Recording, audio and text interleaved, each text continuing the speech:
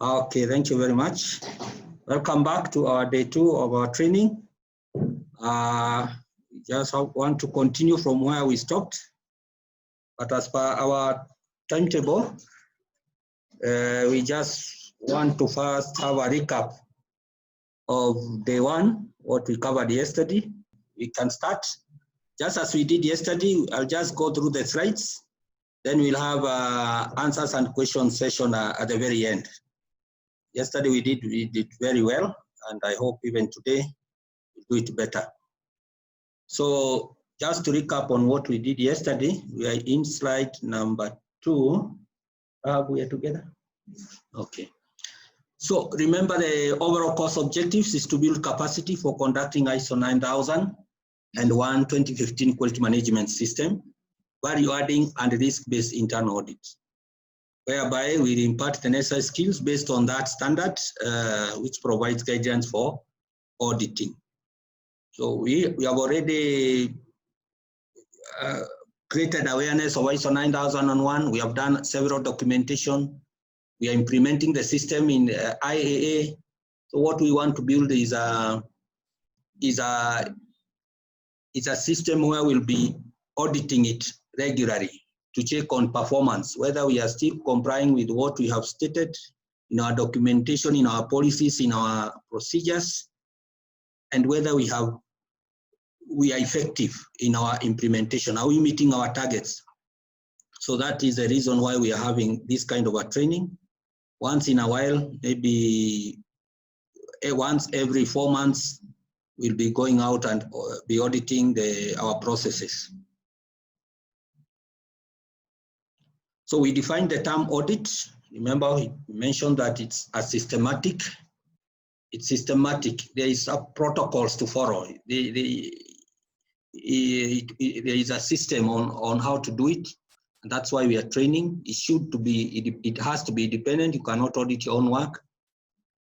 And a documented process. There are even procedures. There are records that we'll keep to support to show that we have done the audits. And it's a process where we obtain audit evidence, evaluate it objectively with the audit criteria to check whether it's fulfilled or not, whether the audit criteria is fulfilled or not. So on one side, we have the evidence. The other side, we have the audit criteria. Then we compare the two and see whether they are in line with what has been specified. Audit conclusion may indicate conformance or non-conformance.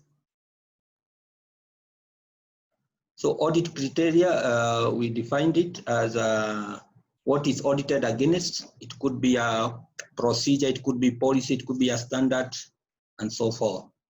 Audit evidence, you mentioned they are like records or statements of facts which are verifiable. You can still go back and find them because they are factual. So we discuss about how a medical checkup or vehicle checkup exhibits characteristics of an audit. We define the various types of audits.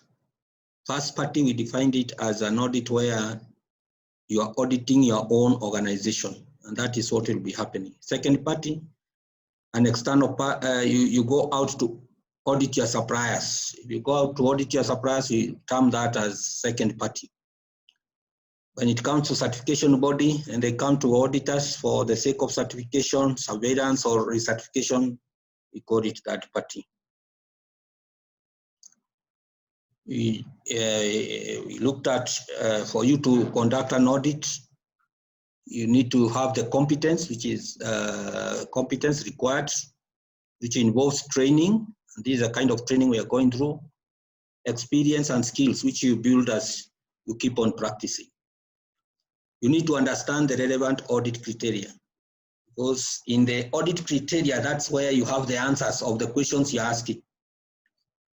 So you need to understand, such that if you are given any kind of an answer, you subject it to the audit criteria and see whether it is in line with what has been written there or documented. You need to have a general understanding of the process you're auditing. Yeah, don't have to be an expert in that area, but just a general understanding, the practices that are there in such a process. And you can always get this kind of information from the SOPs that have been documented. You can even Google, and there are many ways of getting an understanding of the process. You have to adhere to audit principles, and auditor personal attributes, which we looked at yesterday, and also follow the audit stages. We talked about adding value to a process, adding no value, subtracting value. What we are looking at is an audit where you'll be able to add value to the system. And this mainly depends on the auditor and auditor approach. And we looked at the different kind of characteristics of value-adding auditor and non-value-adding auditor. Remember the exercise that we did here, a case study about the registry section where the audits had invaded some physical files. Somebody has come in or what? So in the registry, some files had been destroyed, and they're in shelf number 15. At the same time, the auditor realized that 3 of the damaged files had been included in the documents that were to be dispatched to the head office. So maybe there are some files which had been requested and they were just going the way they are. So we were asking ourselves, based on this information, if we are the auditor, because it's one thing to identify the problem, but it does not end there. We need to look at the root cause, or what could be the main cause. What or who would you attribute to the main cause? We discuss it at length. And thank you for your contribution. Some of us started with the files dispatch team, others not, all of the above, person in charge. But later on, we agreed that it's about the system. Because in most cases, it's a system that usually have issues. Yes, the person in charge also, there's some contribution. Files dispatch team, yeah, we agreed. But when you're looking at the main cause, in most cases, it's a system. Because if the system is well implemented, and then later what follows is people follow the system, usually most of these things are done properly. But if the system is not there, the staff may work very hard doing things the way they know best, but the results will not be realized. And this also brought up the issue of when you go out to audit, don't concentrate mostly on individuals, departments. Try to look at the overall system. What is missing in the system? How can the system be improved? You can't take none of the above. You can't say it's an act of God. You need to, with the issues that we face and the challenges, there is usually something you can attribute to.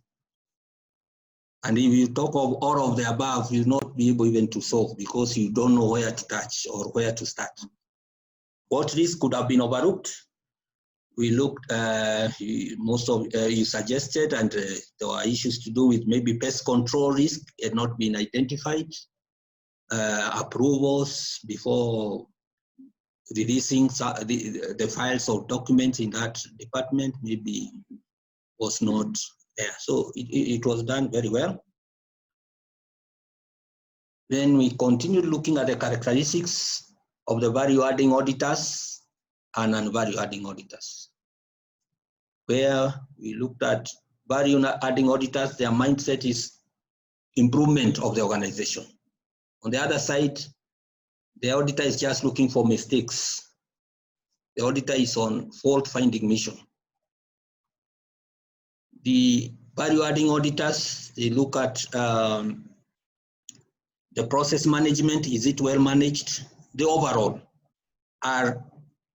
Is there comprehensive risk identification and mitigations? Are set targets of the process in place? Are they being monitored? Are they being achieved? But the non-value adding auditors mostly concentrate on individuals, not the overall system. They only check on compliance to documented procedures. Yes, compliance is good, but that you can comply A to Z, but later on you are not achieving your set targets. It doesn't help us. So the starting point is achievement of set targets, then we can go downwards and look at whether you're complying to documented procedures. Value-adding auditors are perceived as tools, as resource tools in the organization. Non-value-adding auditors are perceived as troublemakers, and they are not of any help. Value-adding auditors can be called upon to assist, to identify areas for improvement, even before the planned audit schedule, because they are a good resource. But non-value-adding auditors, they are avoided at all costs, and they are perceived as waste of time, exercise. So our challenge is to become value-adding auditors, not non-value-adding auditors who are doing the audits just for the sake of it. So we also looked at value-adding audits, not the auditor now, but the audits, where we stated that they are conducted for internal improvement purposes for the organization. But non-value-adding audits, they are done just to comply with the requirements, because the ISO 9000 says so, because the external auditors are about to come. It doesn't help us much. We want to look at, it's our system, we want to improve our system. Value-adding audits are undertaken in a risk-based thinking approach. Here you look at what are the gaps, and the audit should help close those gaps, identify them and to close those gaps. The other side approach is just to generate internal audit reports for filing. In case the external auditor asks for the reports, you just retrieve them from the file. So let's try to do this kind of work with the mindset of improving our organization, not just complying with the external auditors who will be coming. So that was session 1. Session 2, we had an overview of ISO 9000 standard. Remember, we did this as we were doing the awareness, but we had to look at it because it will be one of our main audit criteria as we audit. Apart from the SOP manual, we'll need the standard.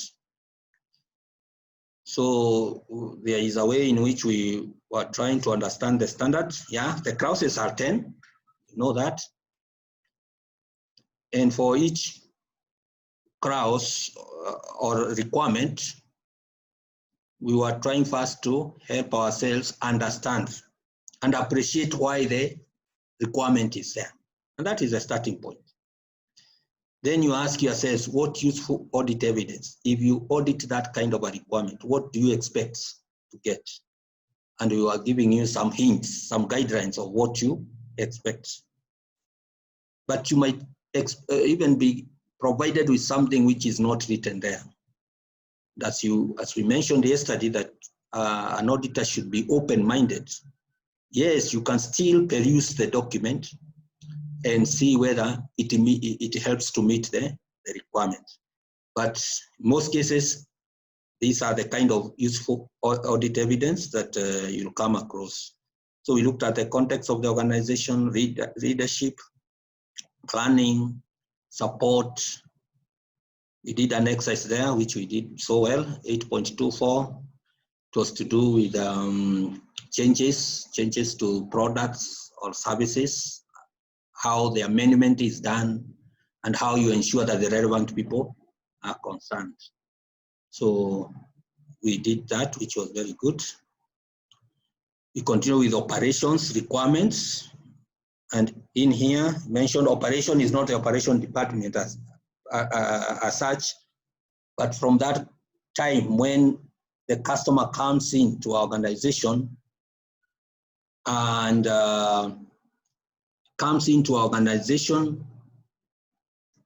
and the requirements or his or her inquiries are worked on and transformed to be the product or the service that they require. If it is a certificate of insurance, yes, that end product, from the very start to the end product. So that across the board, we look at the requirements that are required there.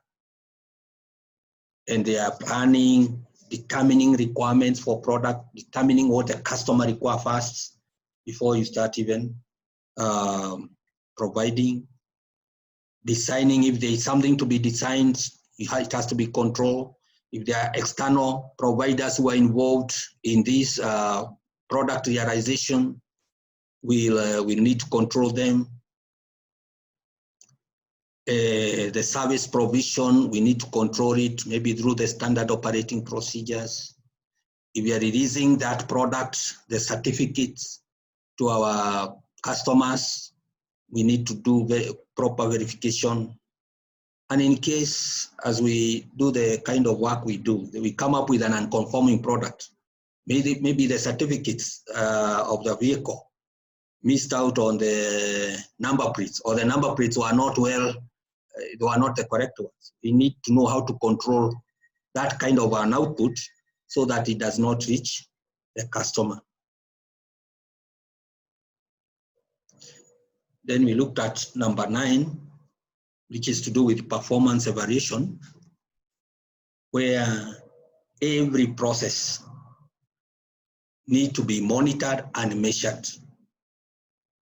And that is generic to every process. We need to know how are they monitoring it, how are they evaluating it. So yeah, one way of doing it as an organization is to have an internal audit process within the organization, so that we'll be doing evaluation, and the management review meeting that will be done after the internal audit. Improvement, that has to be there, and we need to measure and see, even from processes, as we audit the process, we want to see, are there signs of improvement? Have they been improving? One way of doing that is looking at the targets and seeing whether they are meeting them and the trend that's there. But you need to check, because we are either improving or not improving, or we are going backwards, but we want to show the improvement. And if there is no improvement, give us good reasons. Like in this season of Corona, I know maybe we not improve like we had anticipated. But if the reason is known and there is something we are doing about it, no problem. But we need to keep on monitoring our performance. So exercise 3, we didn't do it because we did 8.24, but they're almost the same, near the same clauses. We looked at the 7 audit principles and auditors' attributes. So these are the guiding principles. As you audit, integrity has to be there. Honesty, a state of not being compromised. Fair presentation. When you give a report, it's a fair presentation. You are not biased on one side. We talked about even giving the good and the bad side, not only the bad side. What's a fair presentation? I've gone out and you're giving this report to the management. This process, yes, it's here. It's missing in A, B, C, D, but it's also doing well in several things. And the report has to be truthful and accurate. You don't want a situation where you give us a report, but we'll have to send somebody back to confirm what you have given, whether it's true or accurate. Inaccurate information may lead the organization spending a lot of resources trying to address an issue that was not there even in the first place, which is very bad. That's why we said you are doing it's a professional job, and you have to do it in a professional way. And that leads us even to number 3, due professional care. The application of diligence and correct judgment. Yeah, if your judgment is that there is an unconformity, let it be so. Reasoned and factual judgment, like a professional. Then independence. Yeah, you cannot audit your own work.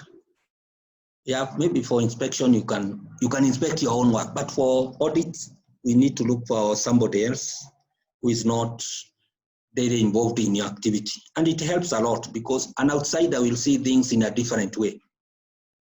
If you audit yourself, times you are not able to see some of these things which somebody from outside may clearly see and bring them out, and you are surprised. Higher, you mean this? I was doing it this way. So independence, yeah, it's to bring objectivity of the audit, but also an outside mind can see much better. Confidentiality. When you come across any confidential information, please maintain the confidentiality. Don't take it to the public. If it is not in the public domain, let it remain as confidential. Let it serve the purpose that it was supposed to, just for the audit purpose and for improvement of that process. Evidence, very important principle, that whatever we do or whatever report we produce must be based on sound evidence. Otherwise, we may not go by what you have given us. It's not that we are doubting you, but in this world, we want to see evidence. And when evidence is there, addressing that issue is easy because you are telling us, yeah, there were audits. Where? How many files? So that is good evidence. You have indicated it. We can be able to go and address that issue. But if you just give a statement, a political statement, just like that, we will not be able to address those issues. Risk-based approach, as you do your audits, consider the risks that could be there, even the process of doing it. Do you have enough resources? Is the time sufficient? And all those kind of things. And also, as you audit, look at the process and any missing risks that have not been identified. Try to bring them out so that they can be considered and implemented in the process. And that's how we improve the processes. Attributes, you as an auditor, you have to be open-minded, observant, persistent, tenacious. Remember what we said yesterday. Tenacious is where you are able to produce results, not excuses. What we want is results. If we assign you to audit, underwriting, or claims, the last thing we would want to hear from you is that I was unable to audit. Those auditees were so difficult. I was not able to audit, and you come back to report that. No, we don't want excuses. We want results. Flexible, be flexible. Yeah, as you interview, as you do the audit. Decisive, don't take forever to make a decision, whether it's an unconformity, whether we should go to the next question. Please be decisive. Integrity, remember that was part of the principles of audit. Don't be compromised. Say things as they are. Diplomatic. You have to handle people in a diplomatic way. You have to do the internal audit in a diplomatic way because it's a professional thing that you're doing. A good listener, yeah. Listen. You have gone out to gather information, so you need to listen. Negatives, don'ts, the do's and don'ts. These are don'ts. Don't have fixed opinion. Argumentative, you're arguing with the auditee. That kills even the spirit of diplomacy and professionalism. Know it all. So the auditee is trying to explain and you stop the auditing. No, don't tell me that. I know how it is done. try to learn. It's also a learning point. You'll be able to learn that process. Not flexible, I mean, you have to be flexible. Indecisive, yeah, talked about being decisive. Don't be a person who can be compromised. So that is to do with the character. You need to have those kind of characters, among many others. So if you are not a good listener, you need now to see how you are going to change so that you can listen also. Audit key concepts, we defined them. Audit objective, what is sought, aimed at, and it has to be defined in the audit plan. Could be conformity to the requirements and effectiveness quality management system. If it's an external audit, maybe it could be you have gone out there to evaluate capabilities. So depending on the audit, the kind of audit you're doing, the objective may change, but it's very important it's defined at the onset. Audit scope, it defines boundaries, the units that you are doing, you are covering, the processes. It has to be defined. Audit criteria, sets of policy, procedural requirements, could be ISO 9000, company requirements. But as one of you asked questions, must it be only one? You can combine all that. And in most cases, yeah, ISO 9000 will be there, even company requirements, because there are other additional requirements of the company that are not mentioned in ISO 9000. We need to audit. Regulations from the government, yeah, we need to audit them because we have to operate within the law. Supplier contractual agreement, yeah, if we have gone out to audit, or maybe we are auditing a procurement process, some of those things we may want to look at. An audit program, an annual audit program, we look something like that, which we'll also come up with at the end of the, before we do the audits, we'll have our annual program, processes on one side, and we spread them over the year. As we mentioned yesterday, core process will give them more preeminence. We may audit them more often, but support process, we may not need to audit them so often like the core. But also we look at the previous audit results. If previous audit results shows that there are many issues even in the support process, we may change the program and audit it more often. An audit plan, we look something like that. So it will be more specific with the audit date, objective, scope, criteria, which process you're auditing, from what time, who will be the auditor, who will be the auditee. We'll go further and even describe who will be the auditor, who will be the audit team leader, if there are more than one auditors. So still looking at the definitions of terms and the person who will be involved. Auditor, we talked about, is a person with competence to conduct an audit. And that's what we are doing. We are making you the auditors, the internal auditors, quality auditors, by imparting to you the necessary competence. Auditee, the person being audited. Audit grant, the organization requesting an audit, if it's an external audit. Lead auditor, same as audit team leader. Technical expert, person who provides specific knowledge or expertise to the audit team. If you feel that you need a technical expert to accompany the team because of the complexity of the process that you are auditing, no problem. But in most cases, especially for internal audit, we don't expect that. You know these processes. Observer, guide. Observer may be an auditor under training, yeah, for building future capacity. For internal audits, you can have a staff who have not even undergone the audit training, accompanying the auditors so that they can learn. But they only witness, but they don't participate in auditing. Where necessary, you can have a guide, but for us who know where HR offices, where claims offices, underwriting, we don't need a guide to tell you.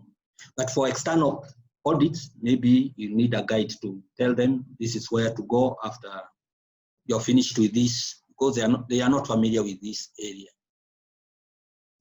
But a guide does not participate in the actual auditing. They can't ask questions, they can't answer questions. That is not their role. Concepts relating to audit team, as you select the team, look at the competence. Is it adequate to be able to achieve the objectives? Is there independence of auditors? Adequacy of resources? Social issues, are they aware of them? If they are going to use a language which they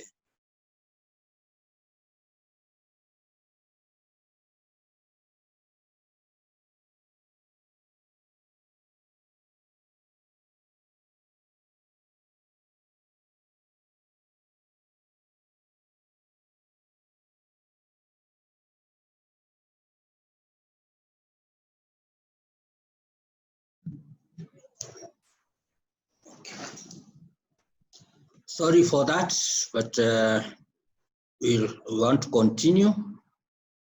The Zoom is disconnecting us after every 40 minutes. Yesterday we were a bit lucky, there were not much disconnection. But today, I think we'll bear with that. So let's continue looking at the concepts.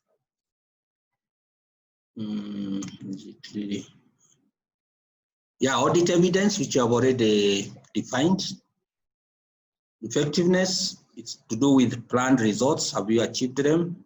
Have you achieved the target? Efficiency is at what cost? How much resources did you use? Then we entered into session 5, where we are, and we are looking at the audit stages. Mentioned there are 3 main stages.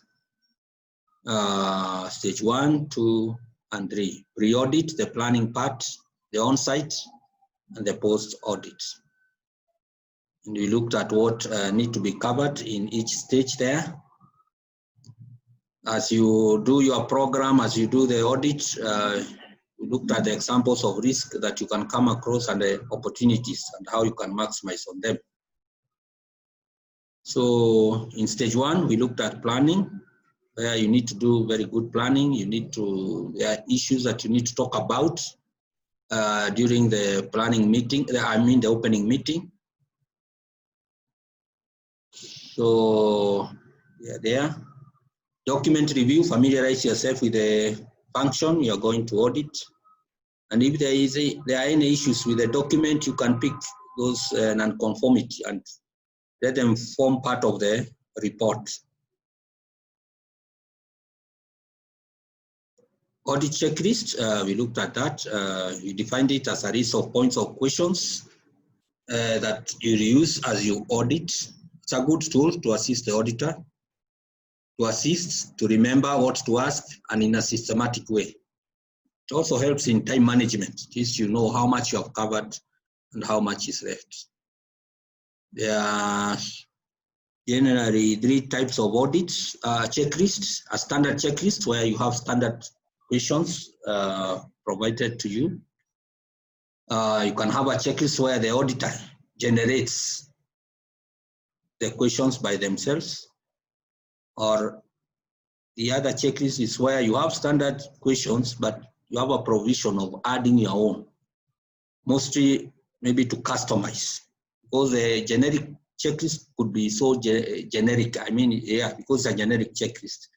But depending on where you are auditing, you can add your own questions to customize the checklist. We did that exercise of preparing a checklist for auditing procurement, which you did it very well. You brought out very good issues that you need to ask, quotations, LPOs, and so forth. Approved supplier lists, evaluation records, yes. But as we discussed later on, is that for you to build a good checklist, you need to first go to the audit criteria.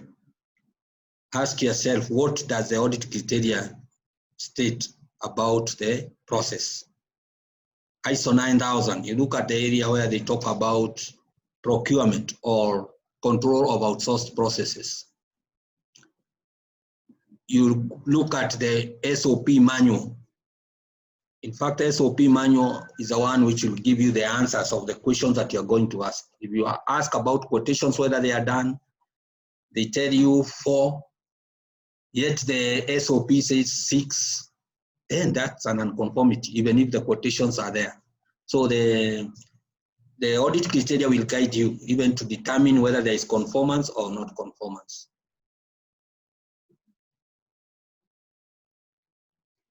On-site activities, we talked about the opening meeting that you need to do, how you need to gather the information, mainly by interview, but basically we do it through interviewing, observation of activities, document review, and data analysis. So in conducting an opening meeting, it's something which looks so obvious, but it's very important to state or to be very clear on what you're going to talk about. First is introduction, that is obvious.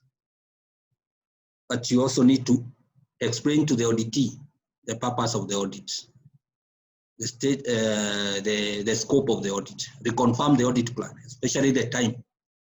The audit plan will have been circulated to them in advance, but you need to reconfirm whether you can go by that time. You need to explain to them about the audit process, how you're going to collect the information, how you're going to present your findings. You need to set ground rules if need be. It will help in minimizing distraction. You can also ask for clarification from the auditee, and at the same time ensure that you control the meeting. There are some auditee who are very talkative, so they can bring up issues to do with corona, issues to do with politics, and you spend 40 minutes doing an opening meeting, and yet you are and you remain with only 5 minutes for auditing. So be careful. Keep it short and stick to the point. Then you can agree on how you're going to share your conclusion, maybe in a meeting or just after asking your various questions, you can share with them. You can give them a summary, not read the real report because you not have established it, you not have written it, but later on you can do that. On-site activities. I think that's, we left at slide number 48.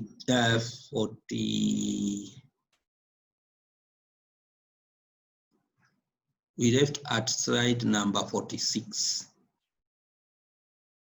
So we are starting today's training from slide number 47. So I hope that for those who are new, it has been helpful for them to know what we covered yesterday. And for those who are there, maybe it's more clearer now on the issues that we talked about. So it's 10. Let's move on to a few slides, and we can have a break for tea, maybe at, okay. In fact, with us, we already have tea with us here. So maybe in 1 hour time, when 40 minutes are timed out, we can have tea break. But let's continue.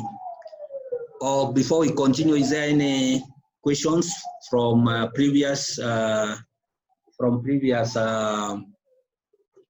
presentation? Anything you want to say before we go? We start on day 2 material. Yeah, you just come and speak from here. Okay, there is something that Rahab wants to share. Let me put the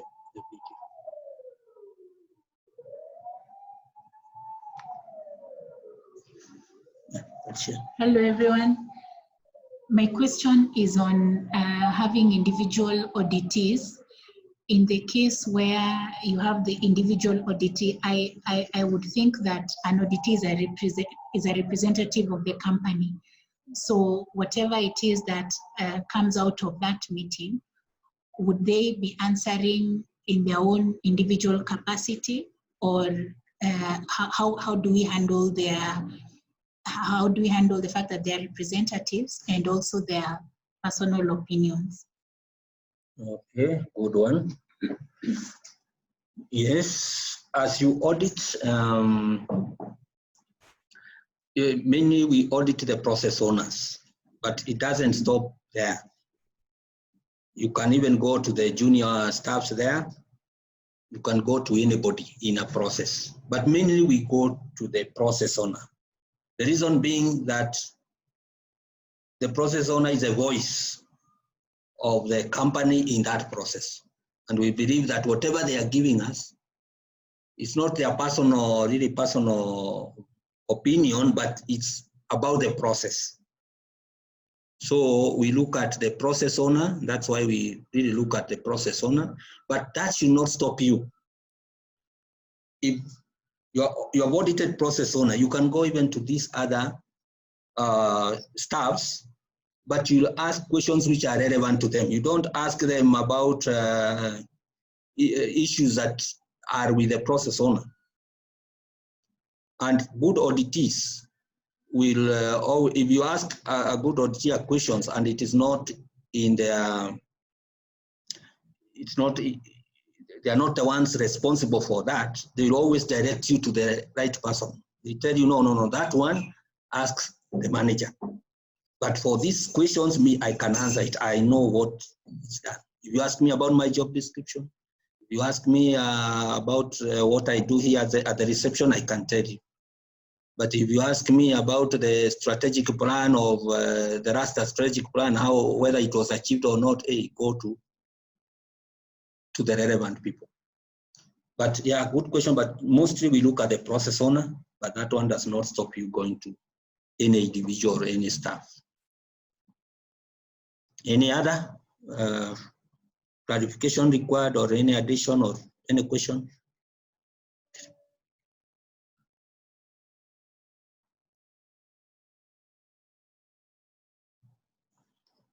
All of us are together.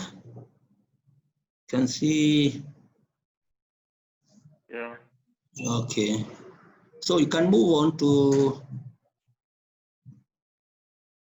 Dennis. You wanted to suggest anything or say anything? So is the next slide then a new session? Yes. No, we are still continuing with session 5, understanding the stages, yeah. But we are continuing from where we left. So it's not a new session. Okay. This last session, session 5. Oh, it's still session 5? Yes, it's still in session 5. Okay. So I think we can, let's complete session 5. Yes. And then we can make a decision after session 5. Okay. Likely for a short break. No problem.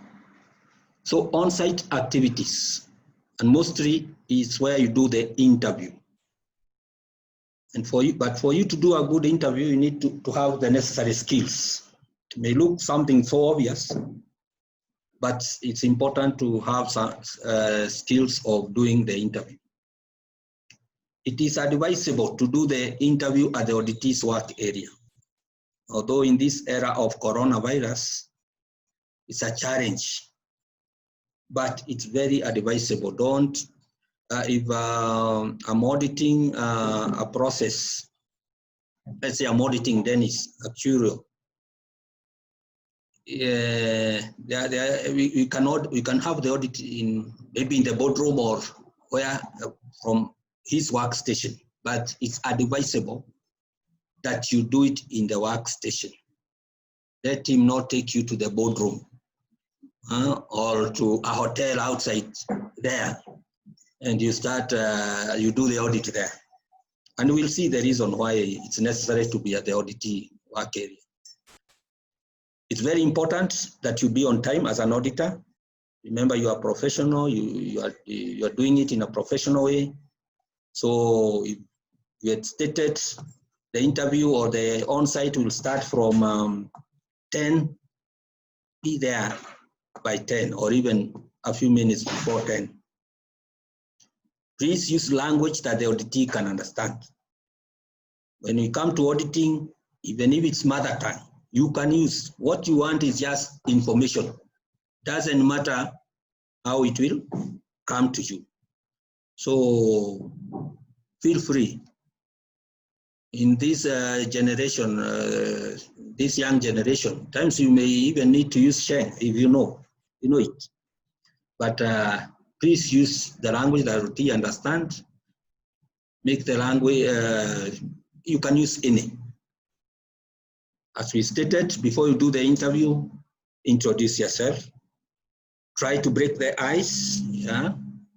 There are many ways of doing it to make the person feel not threatened, and to feel the person comfortable. But be careful. You can break the ice, but it generates another conversation and takes over, and you don't have time to audit. You can break the ice, talk about Corona maybe a bit, but control it. Talk about the weather, about the jam, so that they feel like we are together. It's advisable that when you go to audit someone, you start with a brief overview of the process or the person, role, or job.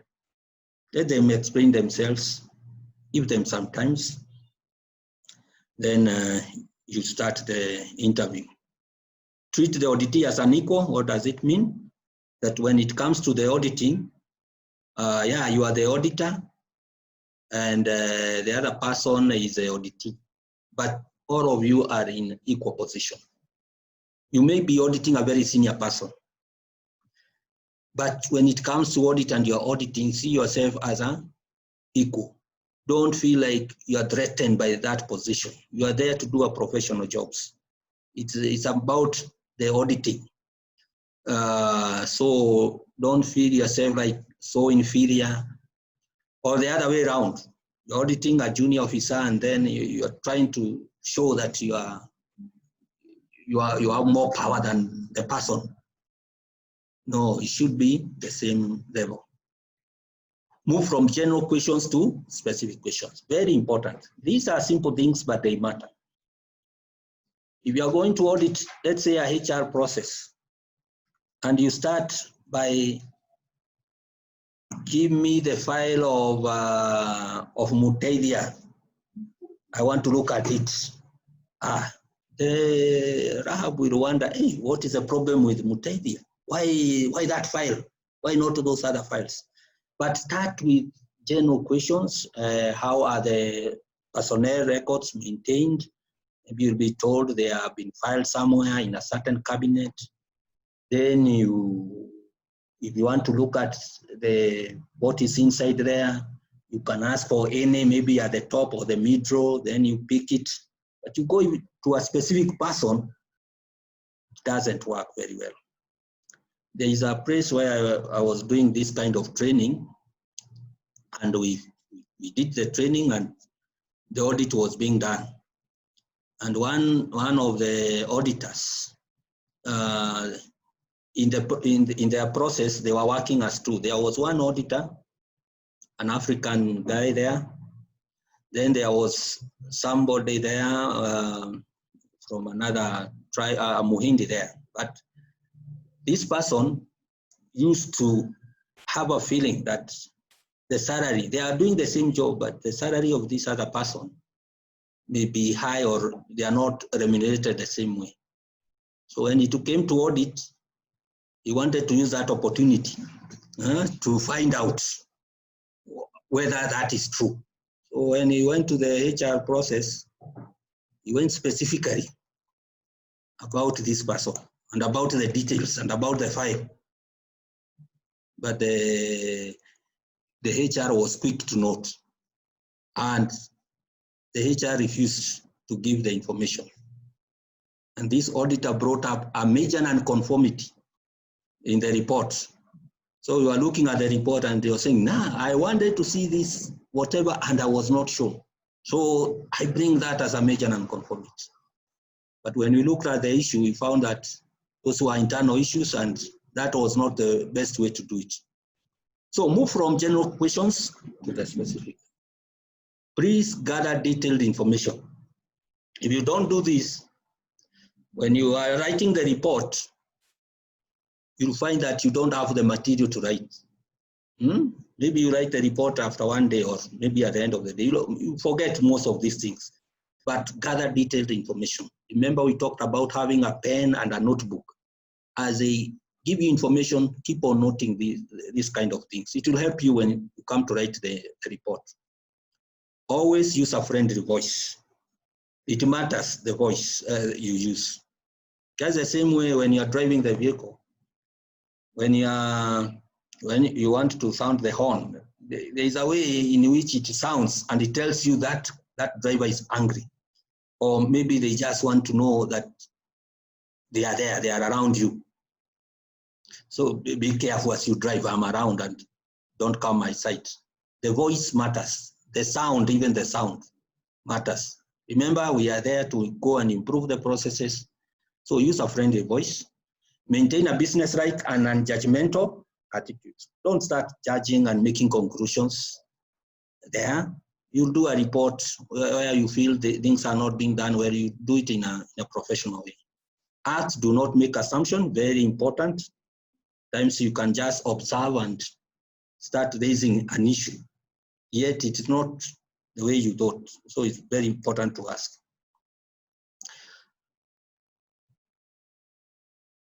Shake hands, but in this era of COVID, that one now is not something that you need to do. But there before, there are people, if you go to visit them or to do an audit and you don't shake hands, they'll feel like you are there for other bad intentions. And they'll not be able even to cooperate with you. But things have changed, but show that you're together, say hi, don't just start asking question 1, question 2. It's very important you maintain eye contact. Research has shown that if you talk to somebody or if you ask questions to somebody, to someone, and you maintain the eye contact, the possibility of you being told a lie goes down, because they see like you are seeing them inside. It's like you are seeing what they are thinking in their mind. So to minimize, because there are some auditors who try to dodge around and tell you things which are not correct, please maintain eye contact. The other reason why we need you to maintain the eye contact is that the auditee also audits you as you audit him or her. And if you are not maintaining eye contact, the auditee may think or may conclude that you are not even serious with what you are doing. You have just come to ask questions because you are told to. But when you maintain eye contact, it shows that you are attentive, you are also keen to hear what they are saying, and they take it more serious. Keep the right distance, especially in this era of COVID. But there before, we used to talk about keeping the right distance, because there are some of us, maybe you are too close to the auditee until they are not comfortable. Or you talk when you are at the door and they can't even hear you. They keep on telling you, repeat what you have said. No, make life easy for everyone. Be aware of auditee body language and behavior and act accordingly. Yeah, a good auditor will note how somebody is behaving. Through the body language, it can tell you this person even is not concentrating, or this person is not telling me the truth, or this person is not comfortable, they are sweating all over the body. So you need to go down, maybe it's so tense. Tolerate silence. Yeah, there are some of us, then we have problem maybe of stammering. So just take the person the way they are. Some will first think before they answer. Don't harass them. Let them speak their minds in their own way. Many use open-ended and not closed questions. Remember, you want to generate a conversation. So avoid yes or no. How many questions? How many quotations do you get? Do you do quotations? Do you get quotations before you decide who to give? Yes or no. But a better one will be how do you do it, so that you generate conversation. Yes and no. Yeah, there are some questions which will need yes and no, but most of the questions need to generate conversation so that you are told about the story. How is it done? Hello, sir. Josephine, you want to say something or what? Okay, I heard some noise there, but no problem. We continue. Avoid reading questions. There are some of the questions we ask in a way that we are expecting a certain kind of an answer. So try to avoid, just ask the general questions. How do you do this?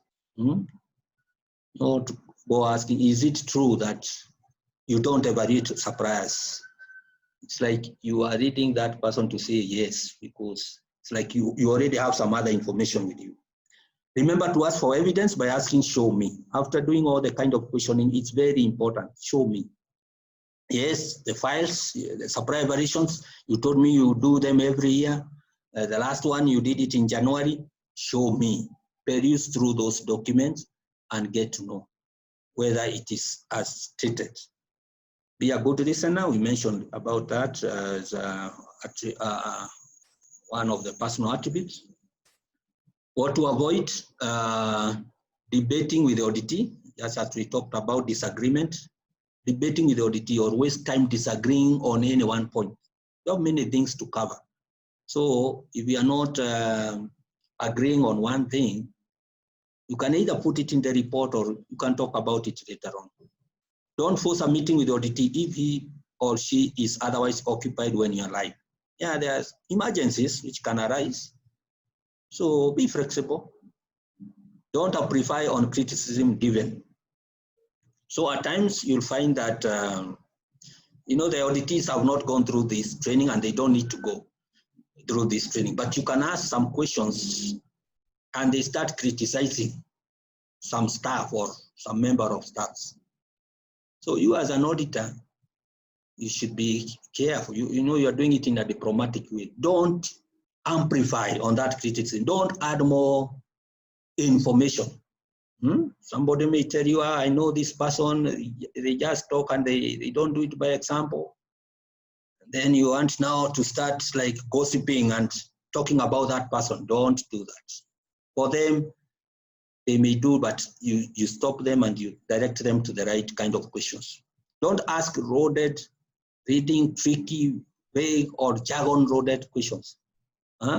Don't be like Rumumba, the jargons they use in their professions. You're not trying to make life difficult for the interview. You are trying to make life very easy. Use the right words, what they understand. Then you'll get the information you want. And in all this, be friendly. Now, in interviewing skills, there is what we call an audit trail, which is very important.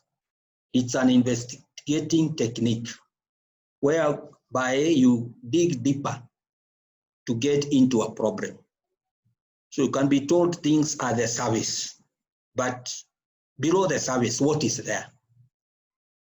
You follow through a problem, backwards or forwards, to obtain more information about it, to dig deeper and to get into the bottom of the problem, to come up with a real problem. That's what we want. We want you to give us the real problem, the real non-conformity, so that it will be very easy for us to address. But times you can tell us things that are just on the surface.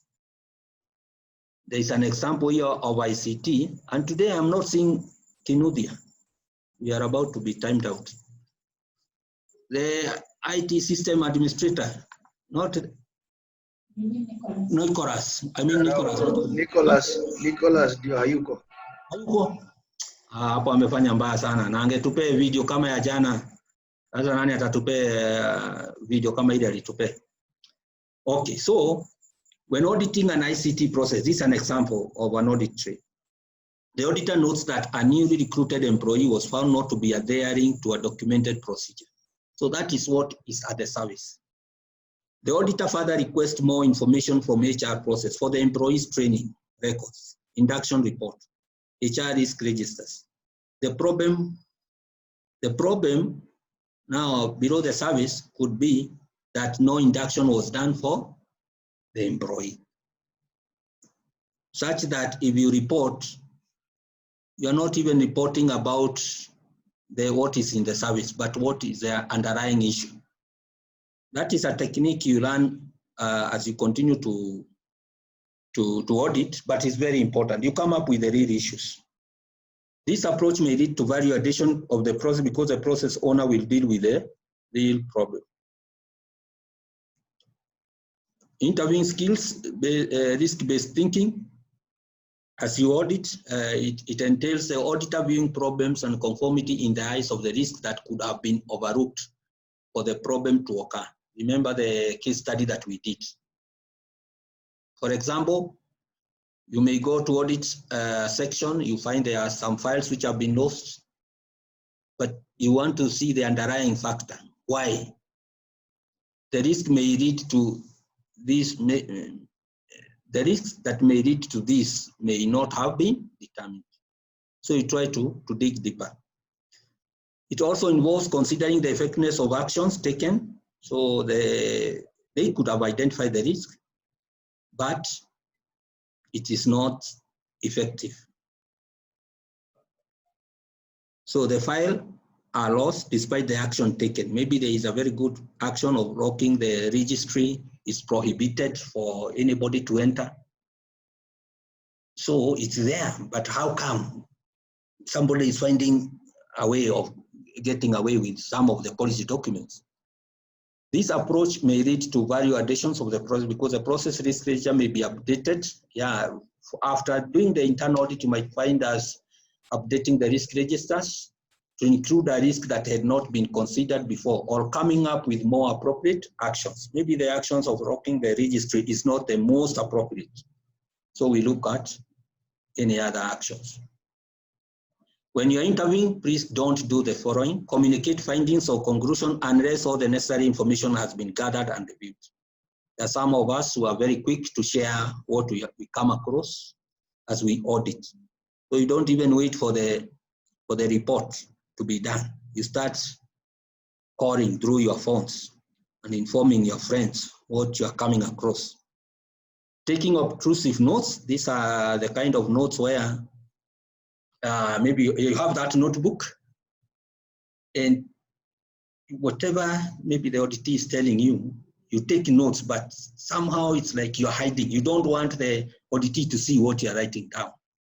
No, that makes the auditee uncomfortable. What is wrong? Have I said something which does not make sense? Or why are you doing this audit? Are you really coming here to add value, or there's something else? So be open, be transparent. You can even write as they see. I mean, there's nothing you're hiding. Using a tape recorder, and nowadays even phone recorder, unless with permission from the audit. Some of us will go out, we audit, but we are doing some recording. And you know, you can talk. There are stories you can be told, not really for that purposes. And if you record and take that information maybe to somebody else or to higher position, to people who in the higher position, it can counteract or not be found to be very good. So if you want to do a phone recording, let the person know. And it's only done mainly where maybe the language is not very clear. Maybe we have sent you to India to audit there. So you used an interpreter for Gujarat to whatever language you're using. Maybe that time you can record so that later on you can replay it and try to gather what they were saying. But in most cases, that's prohibited. You don't record. Remember the Gidungu, was it Gidungu or this guy who taped Gidungu. Yes, remember that story? So the minister was not aware it was going on and was talking just in a friendly way. Then later on it was brought up as an issue. So don't do it unless there is a reason, and let the auditee know you are doing that. Take notes during the interview. We have talked about that. It will help you to do the audit. Record detailed information. Don't just take vague information. This will help you in being specific when writing the report. Remember the case study we talked about? It is in which shelf, there are how many, I mean, be very specific. Take detailed information. Record the document title. Yeah, you can state procedure number this, version this, where applicable, to include in your audit report to make it specific. And it also shows that you had gone to audit. Don't just write general statements. Be specific as you report. Do not exceed the agreed upon time. Yeah, very important. That is diplomacy. So don't assume that now that you are an auditor, you can stay there for a whole day. If it was 1 hour, let it be 1 hour. Always end on a positive note. Thank the auditee for his or her time and cooperation.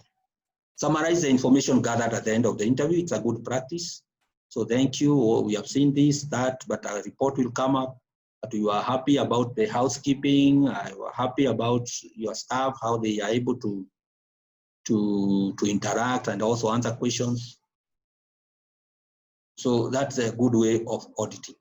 And now that brings us to a break, and this exercise, which will, after our break, our tea break, which should be about 10-15 minutes, that Dennis can advise, you'll take your tea as you look at this exercise. Handling difficult situations. As you go out to audit, and every audit is unique, you'll come across difficult situations. Some of them have been written here. Then how do you audit them? How do you handle them? There are those which are auditee related. There are others which are auditors related. Auditee related could be like time wasting by the auditee. It could be hostility, deception, so forth. Also, auditors could have issues. You could be auditing, you find yourself, you are behind the schedule. Yeah, we say that if it is 1 hour, you need to stick to 1 hour. But maybe there are only 10 minutes remaining and you have left with so many questions that you have not asked. Some auditors not present, times you are 3 of you, but at the time of audit, it's only 1 auditor. So do you call it off or what do you do? Auditors disagreeing on classification of findings.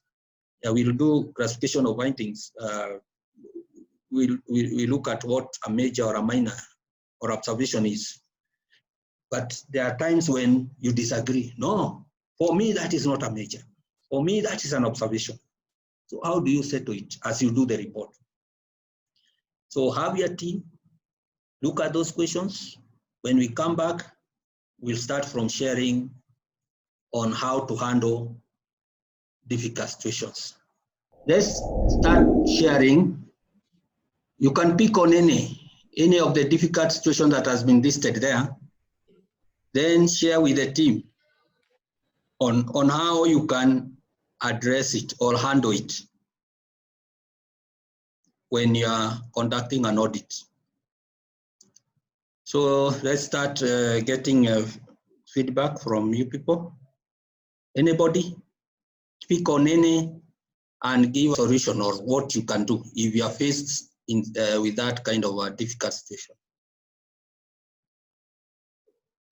Yes, hostility, yes.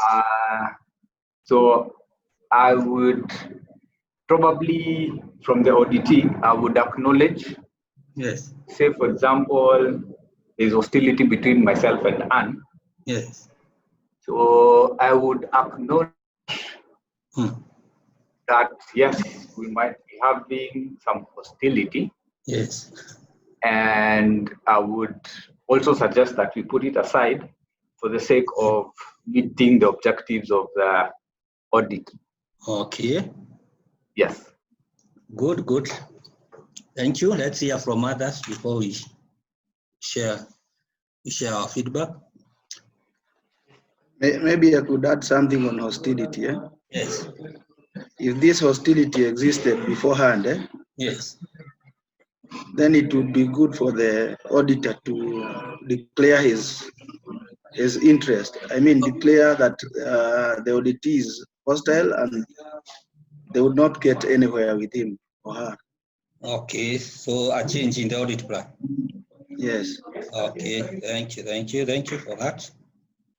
on auditors being behind schedule or being behind the audit plan, I would explain to the auditee the reasons, I would explain to the auditee why we are running behind schedule, and also say what we are going to do in order to go back to the schedule or the plan.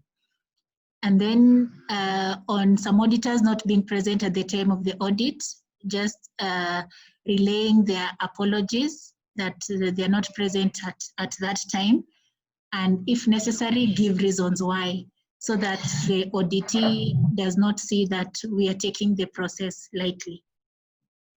Now, if the auditee is discriminating against the auditor, on whatever basis, it could be on the basis of race, on the basis of education, Yes, and so many other things. true. Then it becomes very difficult for the auditor to engage with such an auditee. Yes. As an auditor, I would just highlight the issue and inform my immediate senior. Inform the immediate senior, okay. Yes. In the case of obstruction, what I would do is to try and see if there are any patterns that came up during the process which would make the auditee obstruct me from getting information that I require. I would also look out for any insecurities that may be on the part of the auditee and address those insecurities in as diplomatic a way as I can. Then I would also explore other ways of trying to go about getting that information. If all that fails, then I would escalate the matter. Thank you. You know someone who is cheating. Yes. If it becomes apparent that they are cheating, they get very defensive. Yeah, true. And the way to prove that they are cheating is to get corroborative evidence. True. In terms of documents. Yes.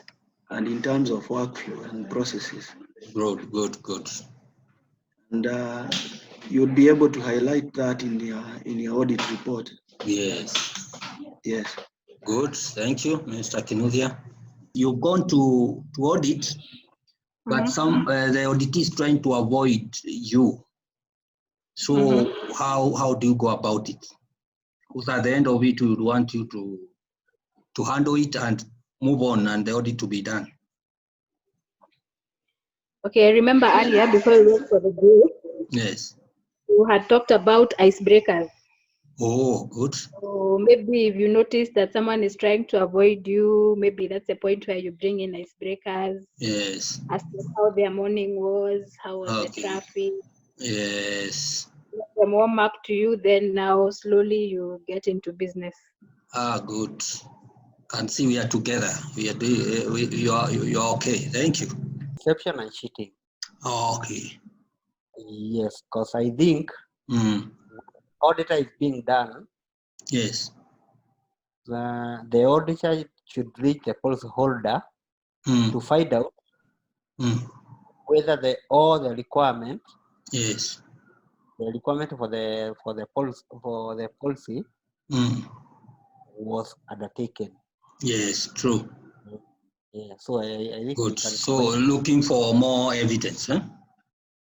Yes. Yeah. Okay. Thank you. I think on the matter of auditors disagreeing on classification of findings, what they can do is maybe have a meeting afterwards to try and see if they can have a final resolution on those matters which there's a big divergence in terms of opinion on classifications. True. And if they are not, then they may need to escalate to the lead auditor. True. Or assistance on classification. Agreed. So thank you very much for your feedback and your contribution. it's all okay. There is no right or wrong answer. All of them are okay. And these situations, they are unique. At times you'll find you are faced with discrimination. Next time is about cheating and all that. And even others which are not listed here. But you need to come up with ways of handling them. Because at the end of it, we want the audit to be done. Difficulties will always be there, challenges will always be there, but we need to see how to overcome them, how to go about them in order for us to achieve our objectives. But just to share, and I think you have shared everything, but just let's just go through them again. Like time wasting by the auditee, and some of you have mentioned this. It could arise. I mean, they are on their phone, they are moving out of the office, you are just left there, and they are not concentrating. Yes, let the person know that you have noted that they are avoiding you or they are time wasting. Let them know. And again, it will be very important. If you did a good opening meeting and you did set ground rules, it may help you in this. Maybe one of the ground rules that you will have set in the opening meeting is that for the time you'll be there, he or she will not answer any phone unless it's an emergency. But so having a good opening meeting will deal with most of these issues. But even if you might do a good opening meeting, but still they arise, you need to look at ways to address. But let the person know that you have noted that they're like avoiding you, they are wasting time. Discrimination, yeah, you answered it well, and it can happen. And the person who shared also gave us examples, could be due to race, education. It could be somebody feels that he or she is so senior to be audited by a junior person. There are some who will say, in my village, it does not happen like this. A woman will not audit a man. It can happen in many ways. But as one of you said, is that you can escalate it further if it is to a level that you cannot be able to continue.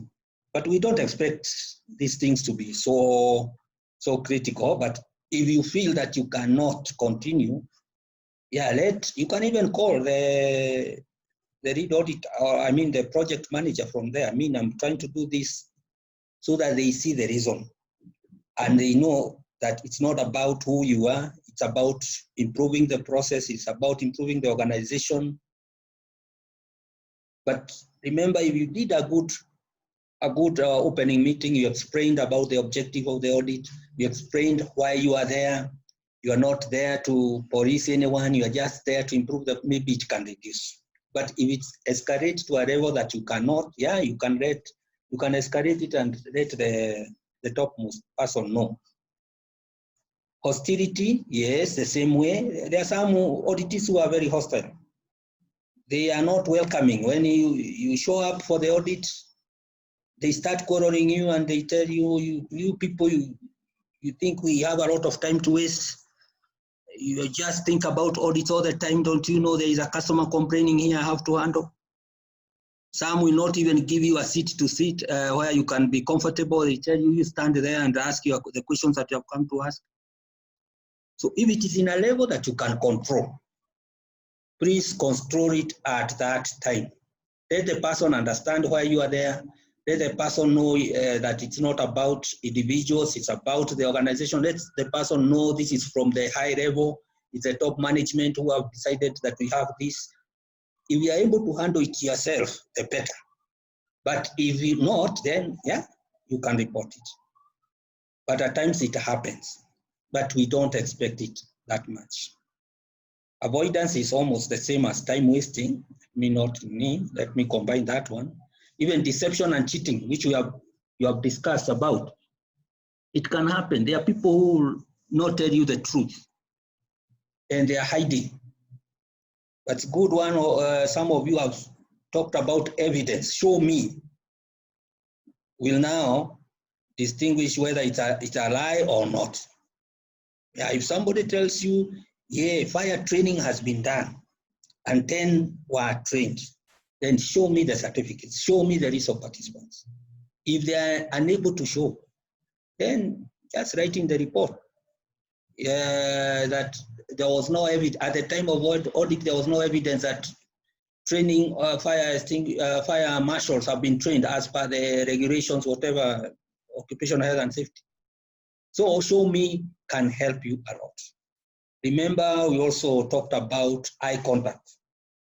Eye contact can help reduce the level of cheating and deception if you maintain that eye contact. Obstruction, and some of you have mentioned, maybe it could be for good reasons. Maybe it's a confidential information, as someone mentioned. But if you did a good opening meeting and you told the person, the auditee, that don't worry, even confidential information, whatever you might ask, even if you feel it's confidential, it will remain here, I'll not take it. It will reduce those kind of issues. Auditors related, auditors being behind the schedule, yeah, it happens. Let the auditee know. And that is a mistake we usually do. We are behind the schedule, but we assume that the auditee is there to listen and to answer questions. But being diplomatic, let the person know that yes, you are behind the schedule, and you can even ask for extension if it is possible. Some difficult auditee will not give you an extension. They tell you, you told me 1 hour. It's 1 hour is over, and I want to go for other business. Okay, they have a right to do that, but you can ask for an extension, or maybe let me come in the afternoon, we finish up. But as much as possible, try to be within the time limit. Now that is you now to know how to do your good time management. And this is usually an issue. From my experience of auditing, doing good time management is usually very hard. You assign yourself 1 hour, but you find yourself taking 2 hours, 1.5. And the auditee is not at your mercy to stay there and wait for you. You need to plan yourself. It's 1 hour, 1 hour. But some auditees are not so bad. They'll give you an extension. They can even reschedule and come in the afternoon. But let the person know. Don't take the person for granted that he or she must be there and listen to you.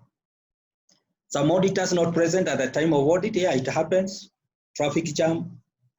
Other reason, maybe the baby felt ill that night and the person was not able to show up. So you decide if you are able to do it alone, well and good. If not, you can reschedule. If you are maybe you had already gone to the site and they did not show up, yeah, let the auditee know. Because remember, the audit plan had already been sent before. The auditee knows how many auditors are coming. And if you just go one, maybe all others have not gone, you are the one who is present and you just continue with audit. The auditee will be wondering how come the others are not there. So let the person know, let them know what has come up. If you are able to continue and finish, well and good. If maybe you not be able to handle all the areas, you can decide to handle what you can, and the rest will be handled next time. Auditors disagreeing on classification of findings, major, minor observation. Yes, most cases we don't think the same, and we may have diverse way of thinking. So we need a meeting to reconcile our issues. But in addition to that, you need to go back to your books and see what is a major, what is a minor, what is an observation. And we are going to go through that in the slides that will follow. Then that should give you direction, and from the definition of a major, you can let the other person know, now this can't qualify here because of A, B, C, D. So you go back to the real definitions, but you need to debate because at the end of it, we want you to produce a report. So in all these, some of the issues that are coming out is that a good opening meeting, if you can go back to your notes for an opening meeting, will at least minimize, and if not eradicate fully, it will minimize some of these things. Your good time management will also minimize. But we would wish that there will be no time when you'll come back and tell us you are not able to do the audit. Unless the issue, the level of hostility is so high, which we don't expect, it is internal audit. We would wish that you go out there, whatever issues that you find there, you try to handle them at that level. But nothing will prevent you to involving the person who sent you there so that you continue the audit. Every audit is unique. You might come across even something which is not listed there, but try and see how, just the same case with life. Sometimes you go, you are in a jam, and there was a meeting ahead. That's a difficult situation. So how do you handle it? Maybe there is communication you do. Maybe you start walking, you leave the matatu and start walking to the office if that is what will reduce the damage that will be done. The same way you try to handle these things, but not a situation where you are not even coming for a job because there was a lot of jam. Stage 3, post-audit activities. So we are imagining here you have done your pre-audit activities, you have planned well, you have planned an opening meeting, you have gone to the site, you have interviewed, you have looked at the documents, you have summarized your findings to the auditee. What happens next is what we call post-audit activities, which involve preparing the audit report, filling corrective action request forms, which we look at, conducting closing meeting, presenting the report, and follow-up of non-conformities to see whether they have been effectively addressed. Now, presenting audit findings. An audit finding is the result of the evaluation of the corrected audit evidence against the audit criteria. So at the end of the audit, you'll have the evidence that you have gathered. And on the other side, you'll have the audit criteria, what it says, which is an outcome of the audit. It's audit evidence is subjected against audit criteria to come up with an audit finding. An audit finding can indicate conformity, non-conformity, and it can be classified as a major or a minor or an observation. Those three main areas. Either you tell, after you ask a question, it will either be a conformity or an unconformity, which you can classify as major or minor, or an observation. So let's see the definitions of those terms. We start with an unconformity. An unconformity exists when there is evidence of a failure to comply with a requirement. It could be a requirement of product or service, a customer requirement, risk register requirement, procedure requirement, ISO 9000 standard requirement, statutory and regulatory requirement, and so forth. So if there is any stated requirement anywhere, and you are auditing, and you find that that requirement has not been met, straight away it becomes an unconformity. Normally we use NC for nonconformity. CAR, it's not a vehicle, but short form for corrective action requests, which you'll see ahead. But nonconformity exists when there is evidence of a failure to comply with the requirement. Then we ask ourselves, how do we classify? What is a major or what is a minor? And we want to see some examples to do with this. But a major nonconformance is where there is total breakdown or total absence of evidence. Those are the keywords. Total breakdown or total absence of evidence. let's say, like the example we are giving, that a training for firefighters is required after every 6 months. So you go, you audit that kind of an issue, maybe in the administration or HR, and you realize that nothing has been done. In fact, they have never trained.